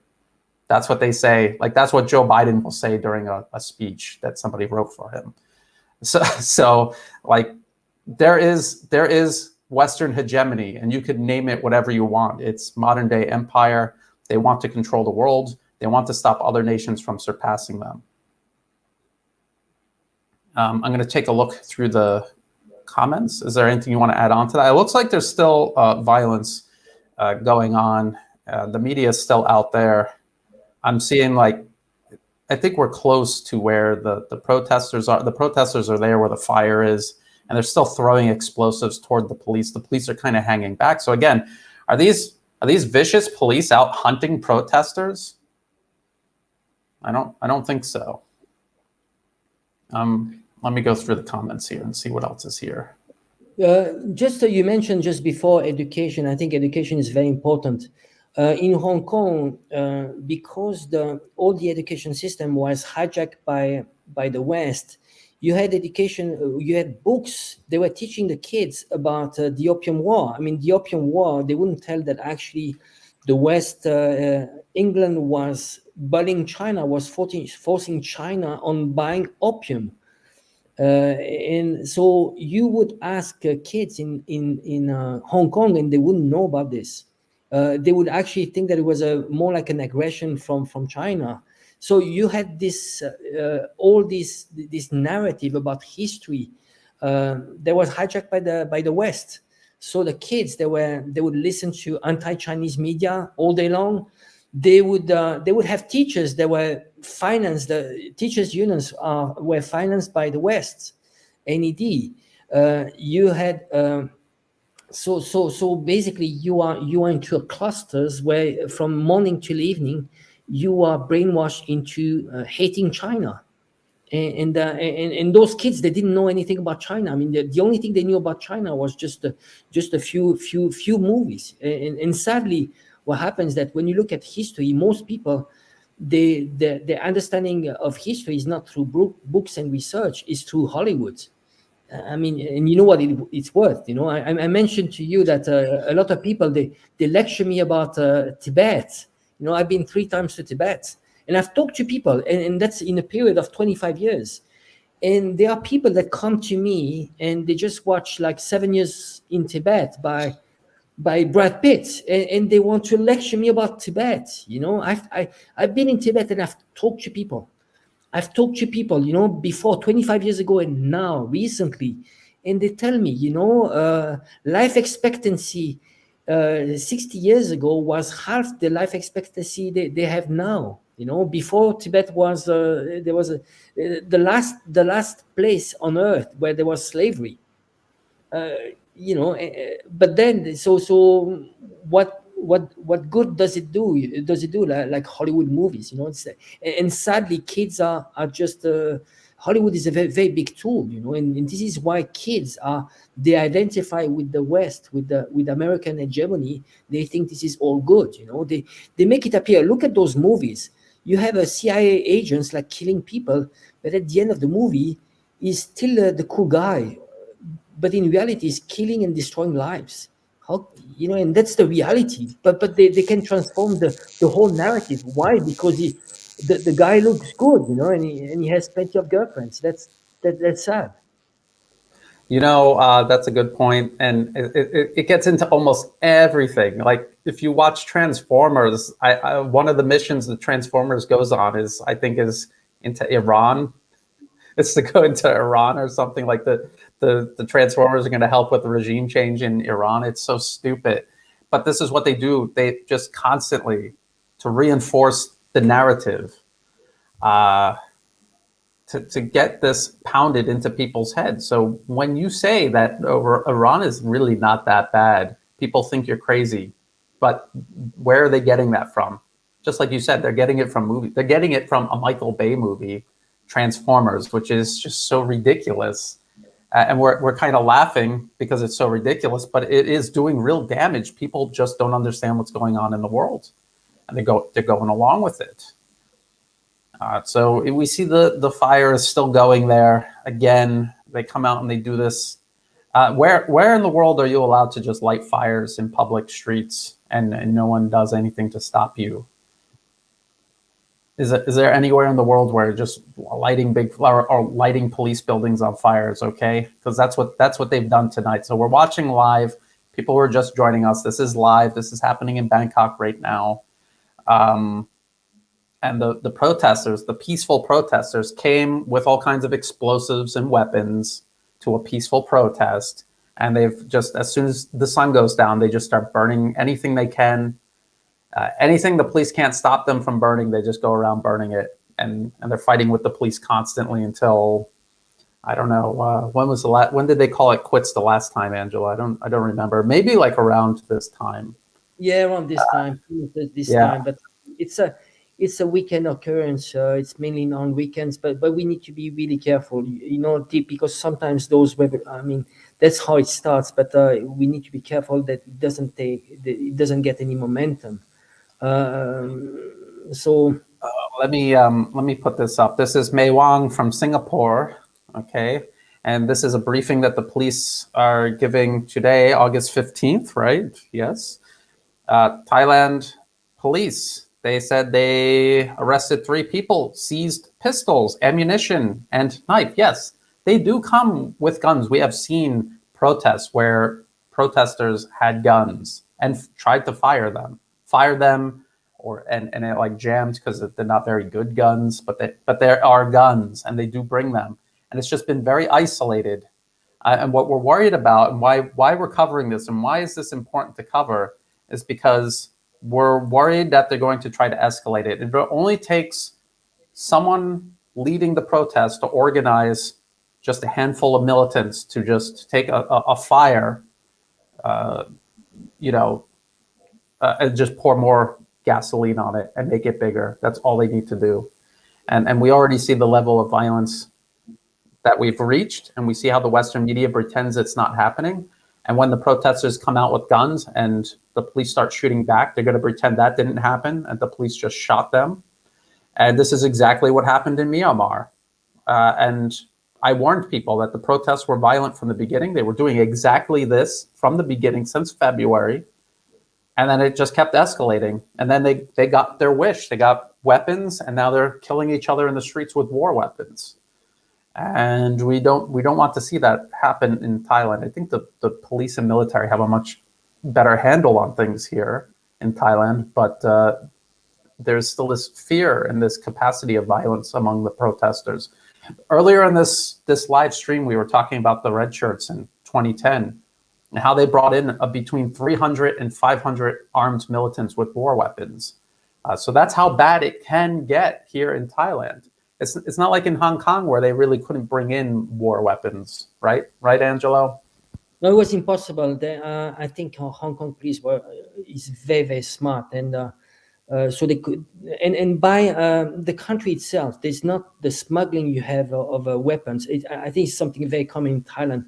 You have lots of smuggling of weapons. It's very rare that you see weapons in Hong Kong. So it's very hard to bring in weapons, but they still found some. They found some, and the purpose is, and they put also some bombs. I mean, from where I live, 500 meters from my house, they put a bomb. You know, like it's a homemade bomb, but it's a bomb, and we need to call it for what it is. This is terrorism. So this is why we need to call them out. And again, you mentioned just before Myanmar. In Myanmar, what they're doing is nothing else than terrorists. They're putting bombs in schools. Why? Because they want to create a movement of civil disobedience, meaning that they don't want kids to go to school as a sign of civil disobedience. But when you're forcing them, when you're doing terrorism, it's not civil disobedience. You're forcing people to take sides. Yes. They're killing village leaders in Myanmar right now. You know why? Just because they have supported the military. So whenever they come to a village and the leader has been supporting the military, they kill him. And what I mean, this is just mafia style killing, nothing else. But then you will you won't see that being covered in the news. Or if they do, you know, they'll put a nice touch. You know, they say, well, you know, they won't say the reason exactly. The reason those village leaders are being killed. And the gall, the audacity for them to call these People's Defense Forces when they're actually just political death squads hunting people down. These are not people that pose any immediate threat. The use of violence is for defense. We will always hear protest leaders say the police and the military are not adhering to international guidelines on the use of violence. But what about you? Killing a local administrator because he's not on your side, how does that fall within international guidelines on the use of violence? I'm pretty sure that's a war crime or terrorism or both. I'm pretty sure. And you were talking about the civil disobedience movement. That's supposed to be people all agreeing together not to do it. And then when people are still going to school and you say, well, that doesn't look good for our civil disobedience movement, so you shoot at the school or you bomb the school to discourage people from going. Just like you said, it's no longer a civil disobedience movement anymore. It's a terror campaign. And the people carrying it out are terrorists. And the Western media, again, Reuters reported on that. They reported on the bombing campaign against these schools by the opposition, but they would never depict them as terrorists. And they keep acting as if the military in Myanmar reacting to it is somehow heavy-handed. Compared to what? Compared to how the West deals with terrorism? So again, it doesn't matter. It doesn't matter what people are actually really doing. The Western media is just going to paint it any which way. I see Reportify Media and Travel in the comment section. Hello. I think well, we got this live stream is doing okay. A lot of people are I hope people are learning something from this. We're showing you what's happening live in Bangkok, and we're trying to give as much context rather than just telling you can see what's happening more or less, and then, but we're trying to give some context as to what's going on. And you were saying, Angelo, about the climate of fear in Hong Kong. So I think that it's that's another common denominator all these regional protests seem to have in common. Go ahead, Angelo. I didn't mean to cut you off. Yeah, absolutely. I mean, I lived it firsthand. I was extremely scared. I mean, to be honest, when I was in Hong Kong, I was praying that they would enact a national security law, because I would see, like, in the streets, you'd have like foreign agents training protesters. It was just disgusting, and I felt in danger, and a lot of people felt in danger back then. So I saw it firsthand, and the problems that the narratives from Western media was completely different. It's just the problem is that why you and I are involved into this. It's because we need a foreign narrative, a different narrative from the Western media, and we have a legitimate right here. It's because you've been in Thailand for how long? 20 years, right? Something like this. Getting there, yeah. I've been in Asia for 25 years, mainly in China. I've seen it, and it's not that I'm pro-Chinese, but I'm for justice. When I see how they portray China and the reality, I think it's unfair. It's not like this. We need also to look at the big picture. What we are fighting for is against World War III. We see this event now in Thailand, but this is a minor event. But we need to look at the whole game. The whole game behind this is US-China proxy war. And that is important for us to tell people what is behind this. It's about encircling China. In China, and this hasn't started yesterday. It started a long time ago. You mentioned before the Pentagon paper and the Vietnam War. They were already mentioning how to contain China. And so how did they do that? They started financing Tibetan's separatists, the Dalai Lama. The CIA financed him since the 1959. They started financing the World Uyghur Congress a long time ago. They were talking. The State Department was talking to separatists like already in the 70s. So you had many movements, and it's all related to the containment of China. So it's important to give the whole context, even though this is a minor event right now in Bangkok, but it is related to the containment of China. And what we're fighting for, you and I, is just we don't want a war. We have a connection to you, to Thailand, me, to China. We have a connection. Our life now is in Asia, and we don't want the US to export chaos here. We don't want that. Well, let's see what this truck is doing with the fire, and the mob is down that street, and the police are kind of hanging out near where these cameras are. We're gonna have to see what happens. I got the documents where one is dated 1965, the other one is dated 1964. One is about the CIA Tibetan program, and one is about the US openly admitting that at that time in the 1960s, they had a long-running campaign of encircling and containing China, which is ongoing to this day. I don't know what that truck is doing. But again, China, remember what happened in 1989. This is related to it was already a colored revolution back then, and the US were involved.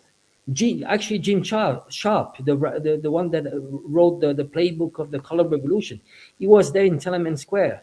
So imagine China learned from that, and this is why now you have if China is very cautious about its national security, it's very careful. It's because they learn from that, and they've seen how they can subvert a country.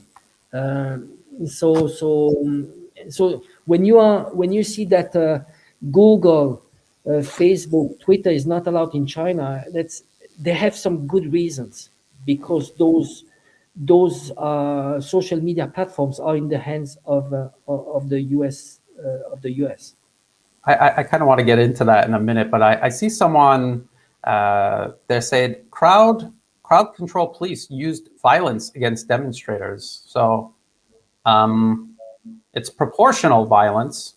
Technically, it's violence, but it's proportional violence. The protesters were told by Natawut to go home and not use violence, even though he knew they weren't going to, and that was the whole point. But they didn't listen, and they stayed out, and they started fighting with police. They started using violence against the police. They began destroying public and private property and ransacking the section of city that they were protesting in. So what were the police supposed to do? They fired rubber bullets and tear gas into the housing. And where's the evidence to this? And let's see. Okay, let's see. Do you know anything about the supposed unrest amongst the African Miner Union? Oh, that's a good question. I've been looking into that. I'll continue looking into that. If I find anything, I will definitely do a video on that. The police fired rubber bullets into the housing. Is this for real, or is this just something on Twitter that you saw? And what were they firing them at violent protesters? And there just so happens to be housing because we're in the middle of an extremely dense city. So I'm curious to know what people supporting the protests and complaining about the police. I'm just interested in understanding their mindset, especially at this point after over a year of these protests dragging on and creating it in itself is a crisis for the country. They're complaining that the government is creating a crisis for the country. The protests are a crisis for the country, and deliberately so. Angelo, what success have you ever had? What success have you ever had talking with people from the opposition? Have you ever had anyone like even soften a little bit on their support for the protesters? Well, the problem is that the language they're using is it's not, how can I say, they are led by emotions. So they are talking about intangible concept like freedom and democracy and so on. And but once you ask them, okay, well, what are the freedoms that you lost since 1997? For example, in Hong Kong. In Hong Kong, there was the handover was in 1997. Before that, it was a colony. And you just ask people, okay, you always have the slogans, oh, we lost our freedom. And you ask them, what are the freedoms that you lost? And they cannot answer.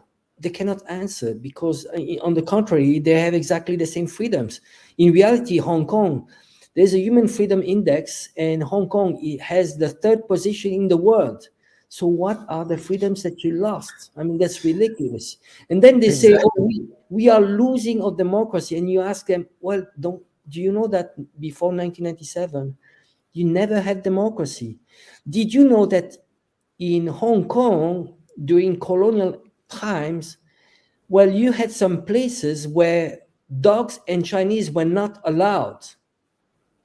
Don't you feel ashamed that you are carrying British flags?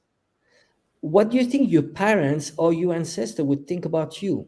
And you have the problems that you have the split. You have this problem of 2 different generations. You have the kids that they just know about Hong Kong through movies and through the ideas they have about Hong Kong. But then you have the gap with their parents. Their parents, they experienced the riots in 1967, where you had the colonial ruler. They would kill Chinese, in the streets. Many Chinese were killed because of the riots. So the problem is that there's this divide between the generation that lived under colonial rule and kids that are idealizing Hong Kong. And they don't from Hollywood. Their concept of the US and UK comes from Western movies. There was in Hong Kong, to be factual, there was an ordinance called the Peak Ordinance This peak ordinance would say that if you were not a foreigner, like a white person, you could not go to the peak. You could go to the peak only if you were a maid. So you had to have a special permission. So you had all the those colonial rules where Chinese were not allowed to go. And I'm not kidding. This is even like some parks where Chinese and dogs were not allowed. So it was extremely racist. So, and they are idealizing this colonial era. And the problem is just education. Again, if people, if those protesters that I would actually try to debate with them, they are not factual. They are misled by emotions. It's just emotions.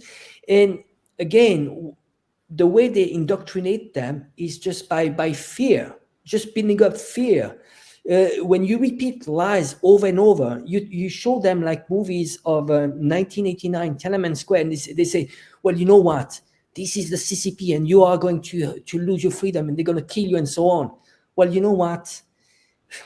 Hong Kong is the same as it has always been. It's a free society. But again, as a citizen, before having freedom, you have responsibilities too. You cannot burn want to burn the whole city. In Hong Kong, they had the slogans. You know what was the slogans of protesters was, if we burn, you will burn with us. Exactly the same with the protesters now in Bangkok. These protesters say the exact same thing, and then you see that they mean it quite literally too, don't they? No, they called it mutual destruction. I mean, this is what they pray. What they want is anarchy, and the methods they're using is fascism. So the problem is that you see there's this misconception of democracy. They were claiming they wanted universal suffrage, one vote, one person, one vote. Well, when you tell them, where do you have a universal suffrage? The US doesn't have universal suffrage. England doesn't have a universal suffrage. The EU doesn't have universal suffrage. They don't have even the basic concept of democracy and how it works, and they idealize some democracy which are not.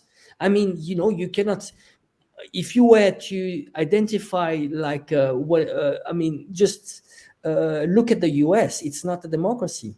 Democracy, it's not when you have when it's done for the 1% and by the 1%, and especially when you have the rule of the game. The rule of the game is the constitution.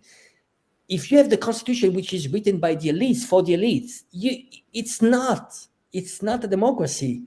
And so the people need to have this maturity in this level of education to really understand what is behind, the game. So when you have a kid, what does he know about democracy? There are some realities that are more important.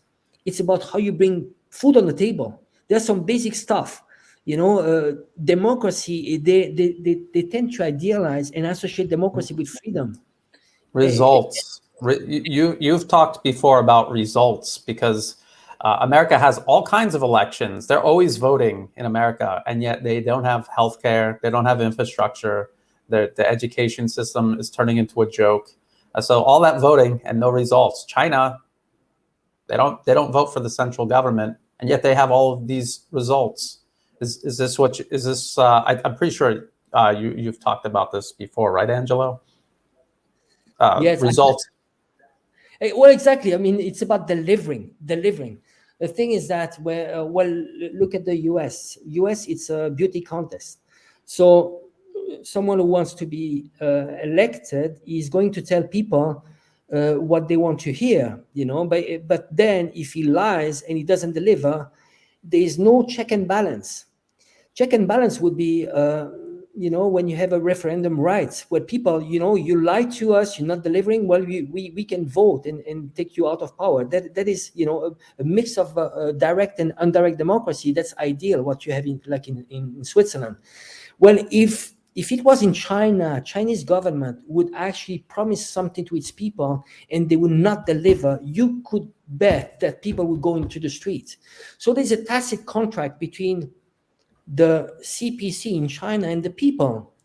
As long as they deliver and they bring results, well, people, they're like, well, I'm fine, you know. And it's also a system which is actually very democratic. When you talk about village and town, it's a very, very democratic, you know, like people that can participate. When it gets to a higher level, it's about meritocracy. So basically, whoever gets to the top are people that delivered results. So so within the system, if you deliver results, you get up to the ladder all the way to the Politburo. So you see, and then there are things that don't lie. There are, for example, you have a report, you know, that you have a survey from the Howard University that and you know that Howard University doesn't have the reputation to be pro-Chinese, but it says that 95% of Chinese they support their government, and that's the legitimacy. So one person, one vote, it's not the criteria, because if you give the rule of the game, it's from the elites, well, the whole game is rigged.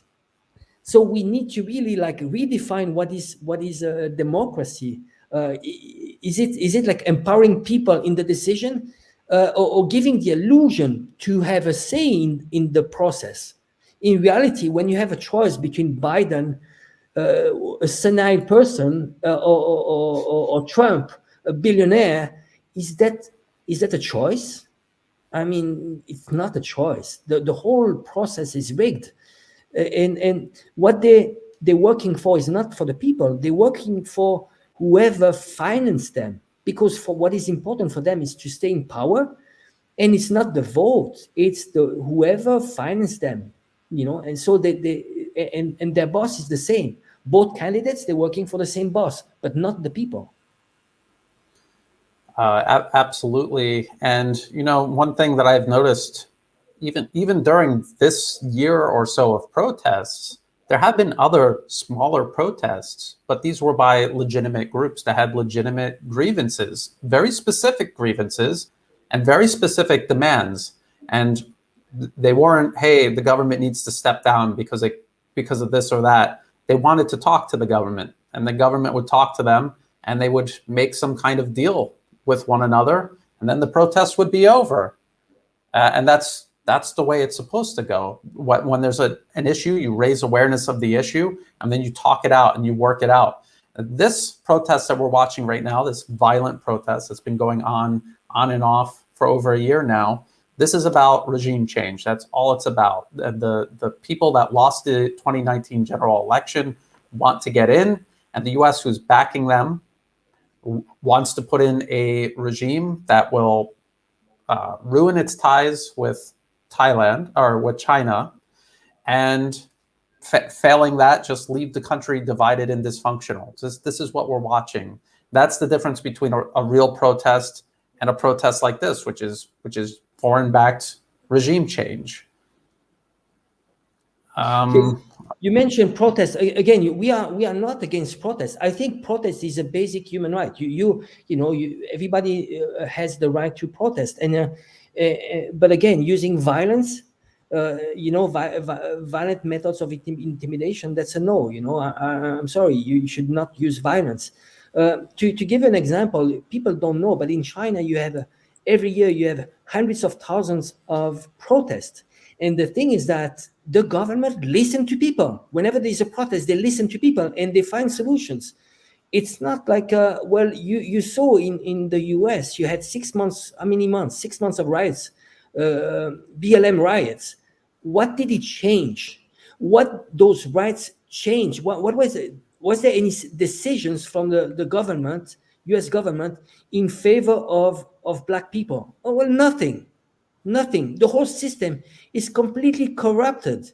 It will not change. Black. And what is behind this is might not be completely like related to race. It's about inequalities. It's about you have a portion of people that need to work, even working 3 jobs, they cannot pay rent. You have a prison population. 25% of the world prison population is in the US, and the US makes up for 4% of the world population. Well, those are the problems. So what those rights changed for the US? Nothing. It didn't change. So in reality, you have the right just to to speak out and to criticize the government and so on. But at the end, your protest won't have any effect.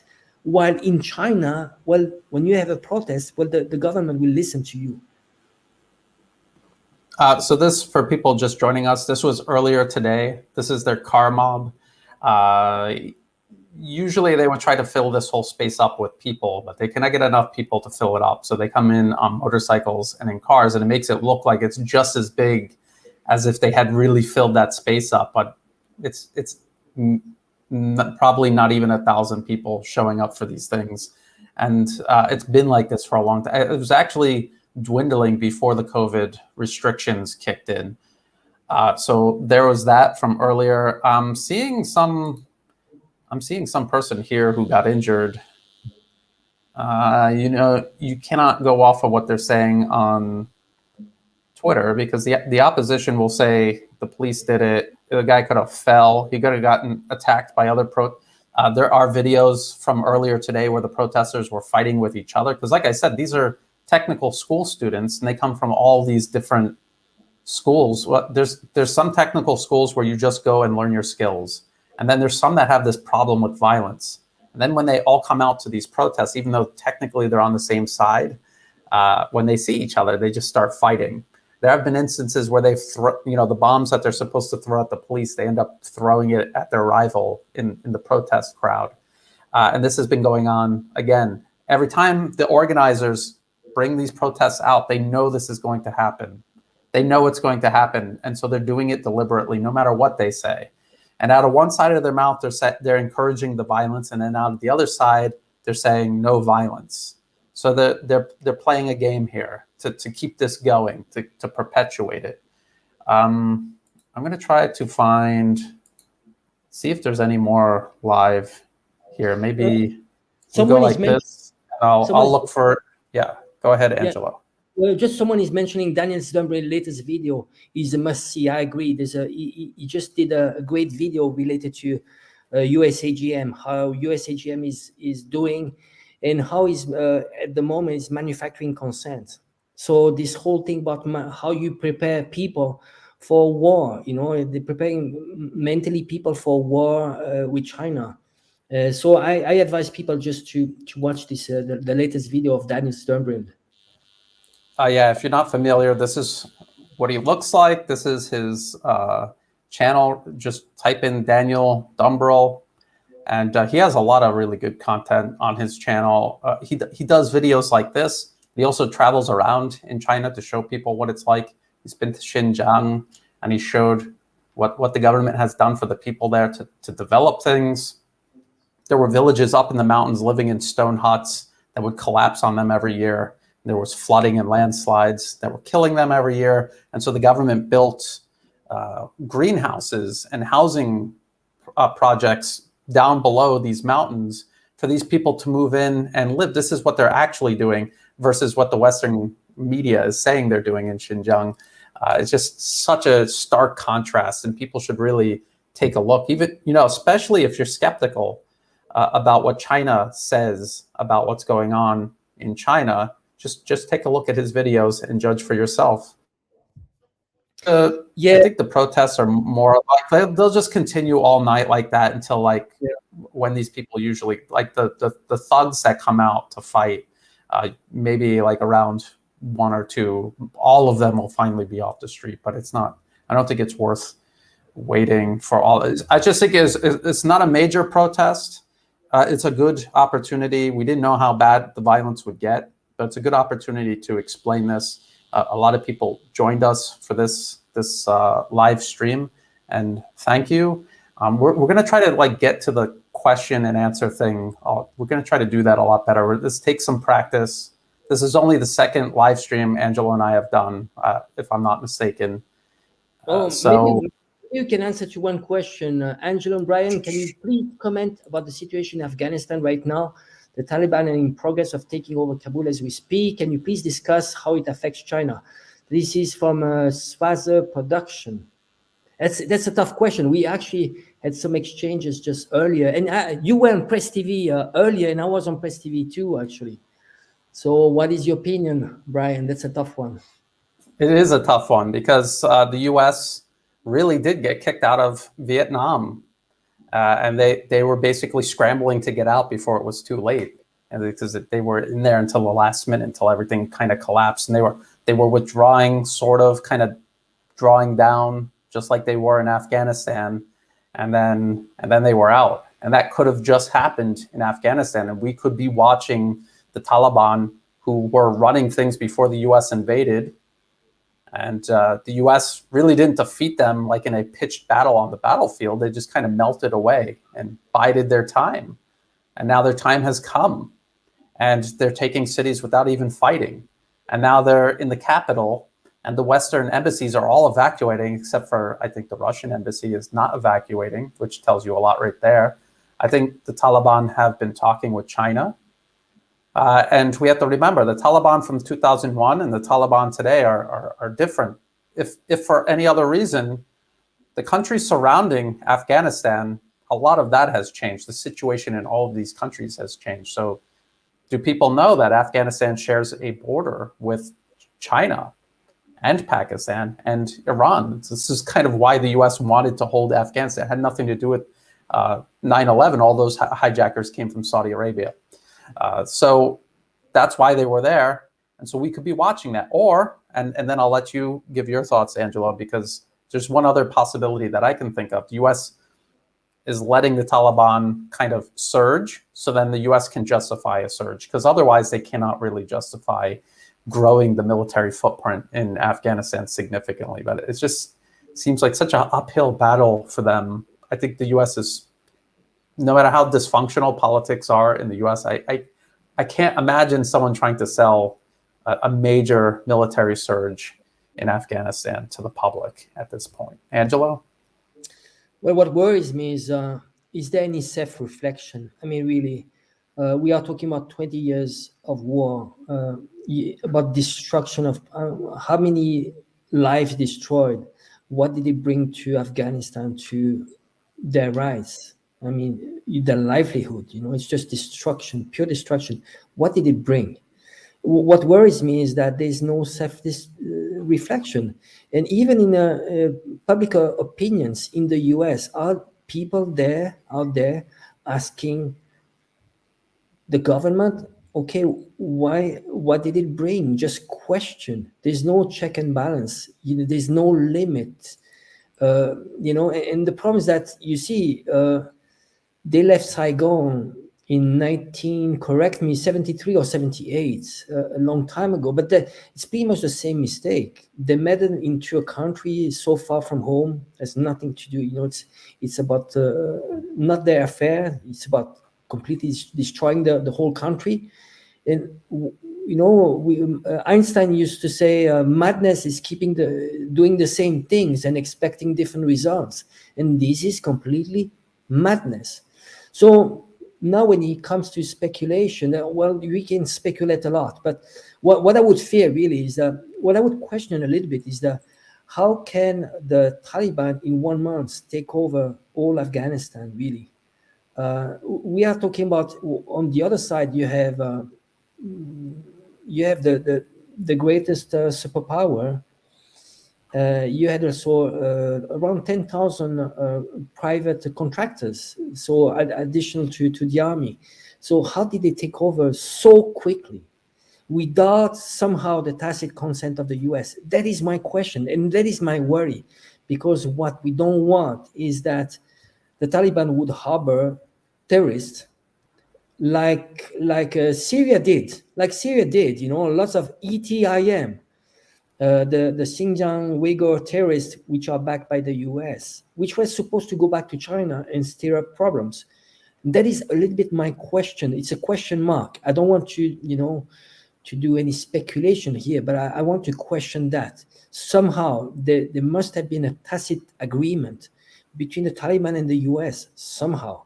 But I want to believe that the Taliban are going to be smarter and not side and try to solve their own problems. And this is why there was an encounter between Chinese officials and Taliban's, and that was related to the Belt and Road Initiative.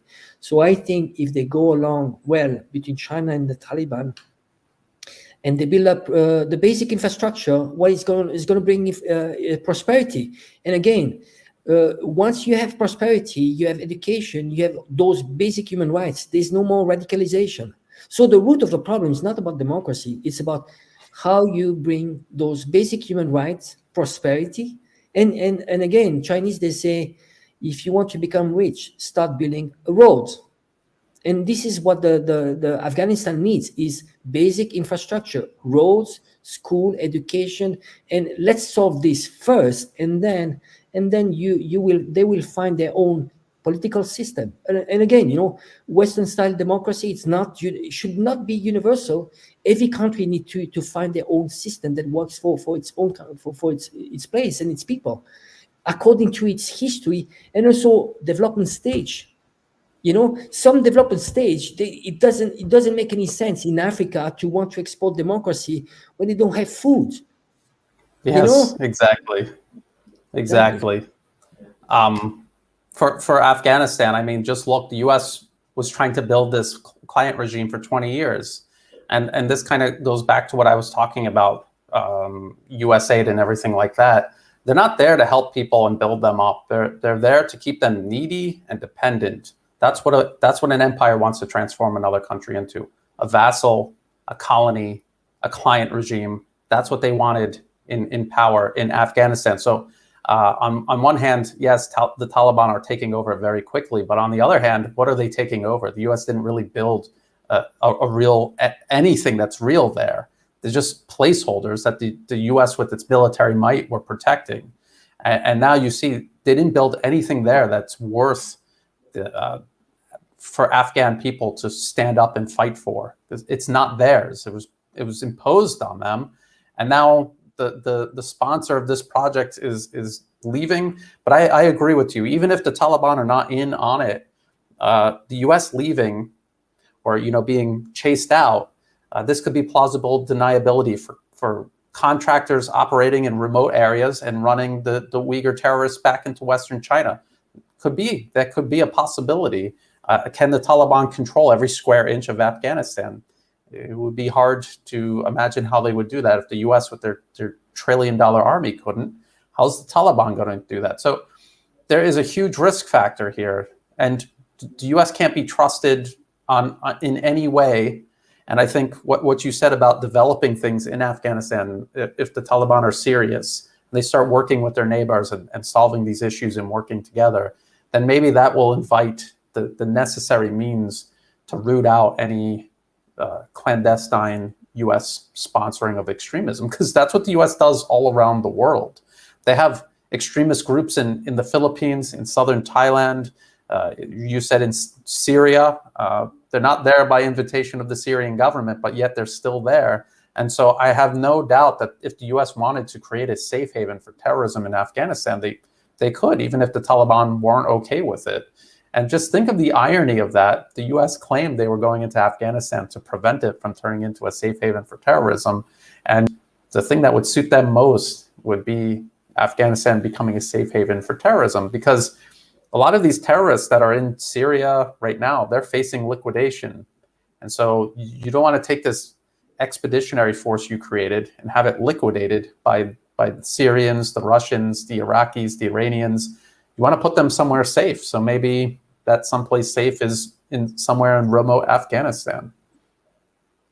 Well, and I think we are talking about the U.S. leaving Afghanistan. They are not leaving. They will not leave Afghanistan.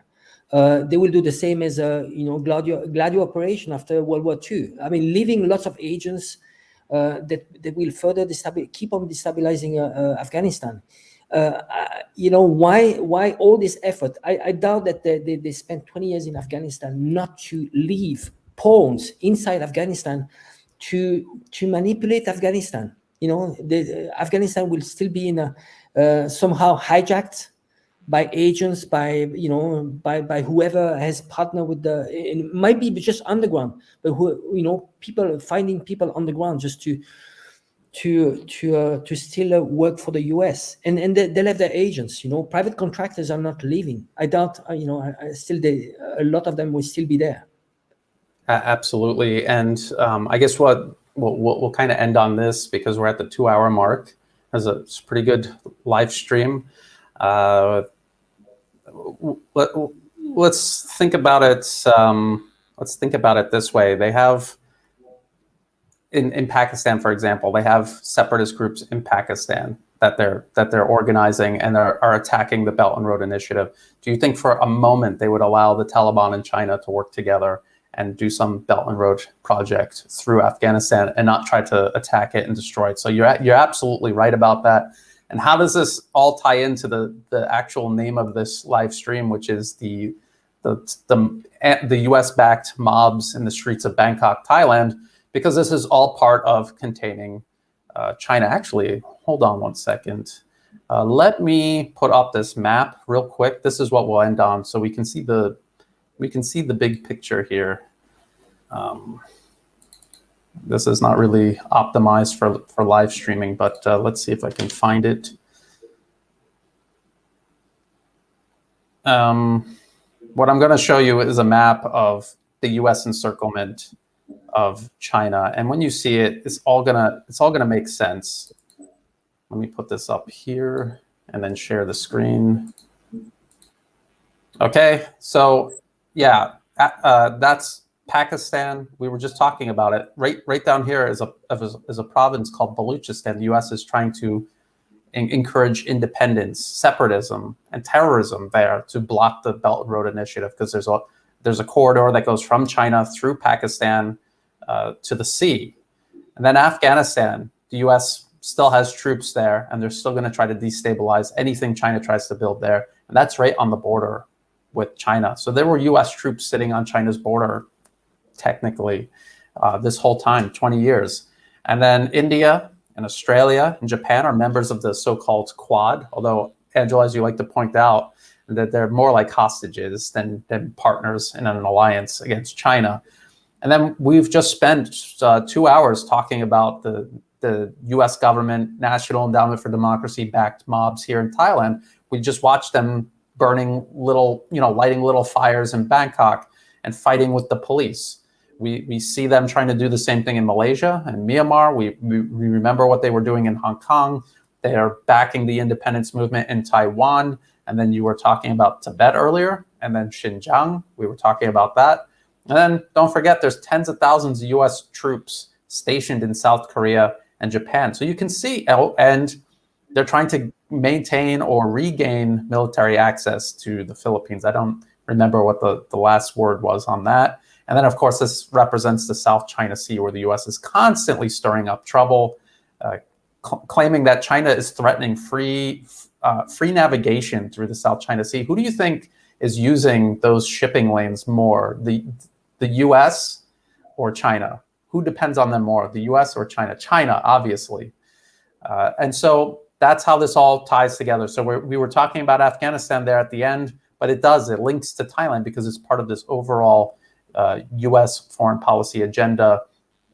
Let me just put this. Let me just put this up here. The CIA Tibetan activity consists of political action, propaganda, and paramilitary activity. This is dated 1964. And then there's this one where they talk about the U.S. strategy. It only makes sense if they are in support of a long-run United States policy to contain communist China.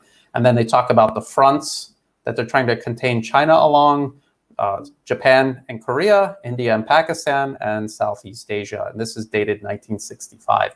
So I think people can see that we're not just making this up or imagining this. This is from the Office of the Historian. This is a .gov website from the U.S. State Department. This is documented U.S. foreign policy. We're not imagining this. This is really happening. So that's why we do this, and we're going to keep doing it. I thank Angela. Any last closing thoughts? You have any last words you want to? No, I think it's what you should just right here. This paper is essential. It's important. We can only understand what is happening now by going back to those days, 1965. what is happening right now, this encirclement of China, it did start already a long time ago. It was planned. Absolutely. So I want to thank you, Angelo, for taking time out of your day, over 2 hours, to do this live stream with me. We always benefit from your experience because you went through all of this in Hong Kong from start to finish, and now we're stuck in the middle of this here in Thailand. And so we really appreciate your insight. I want to thank everyone who joined us in the comment section. Even the guy who seemed like he was kind of rooting for the protesters. I want to talk to everybody. I want to know what they're thinking, why they would still be supporting these violent mobs at this point. So thank you, everybody. And we'll be putting out our videos as usual, and we will be doing this as necessary. And we hope to do it more often about other things also. So thank you all for joining us, and we'll see you next time. Thank you.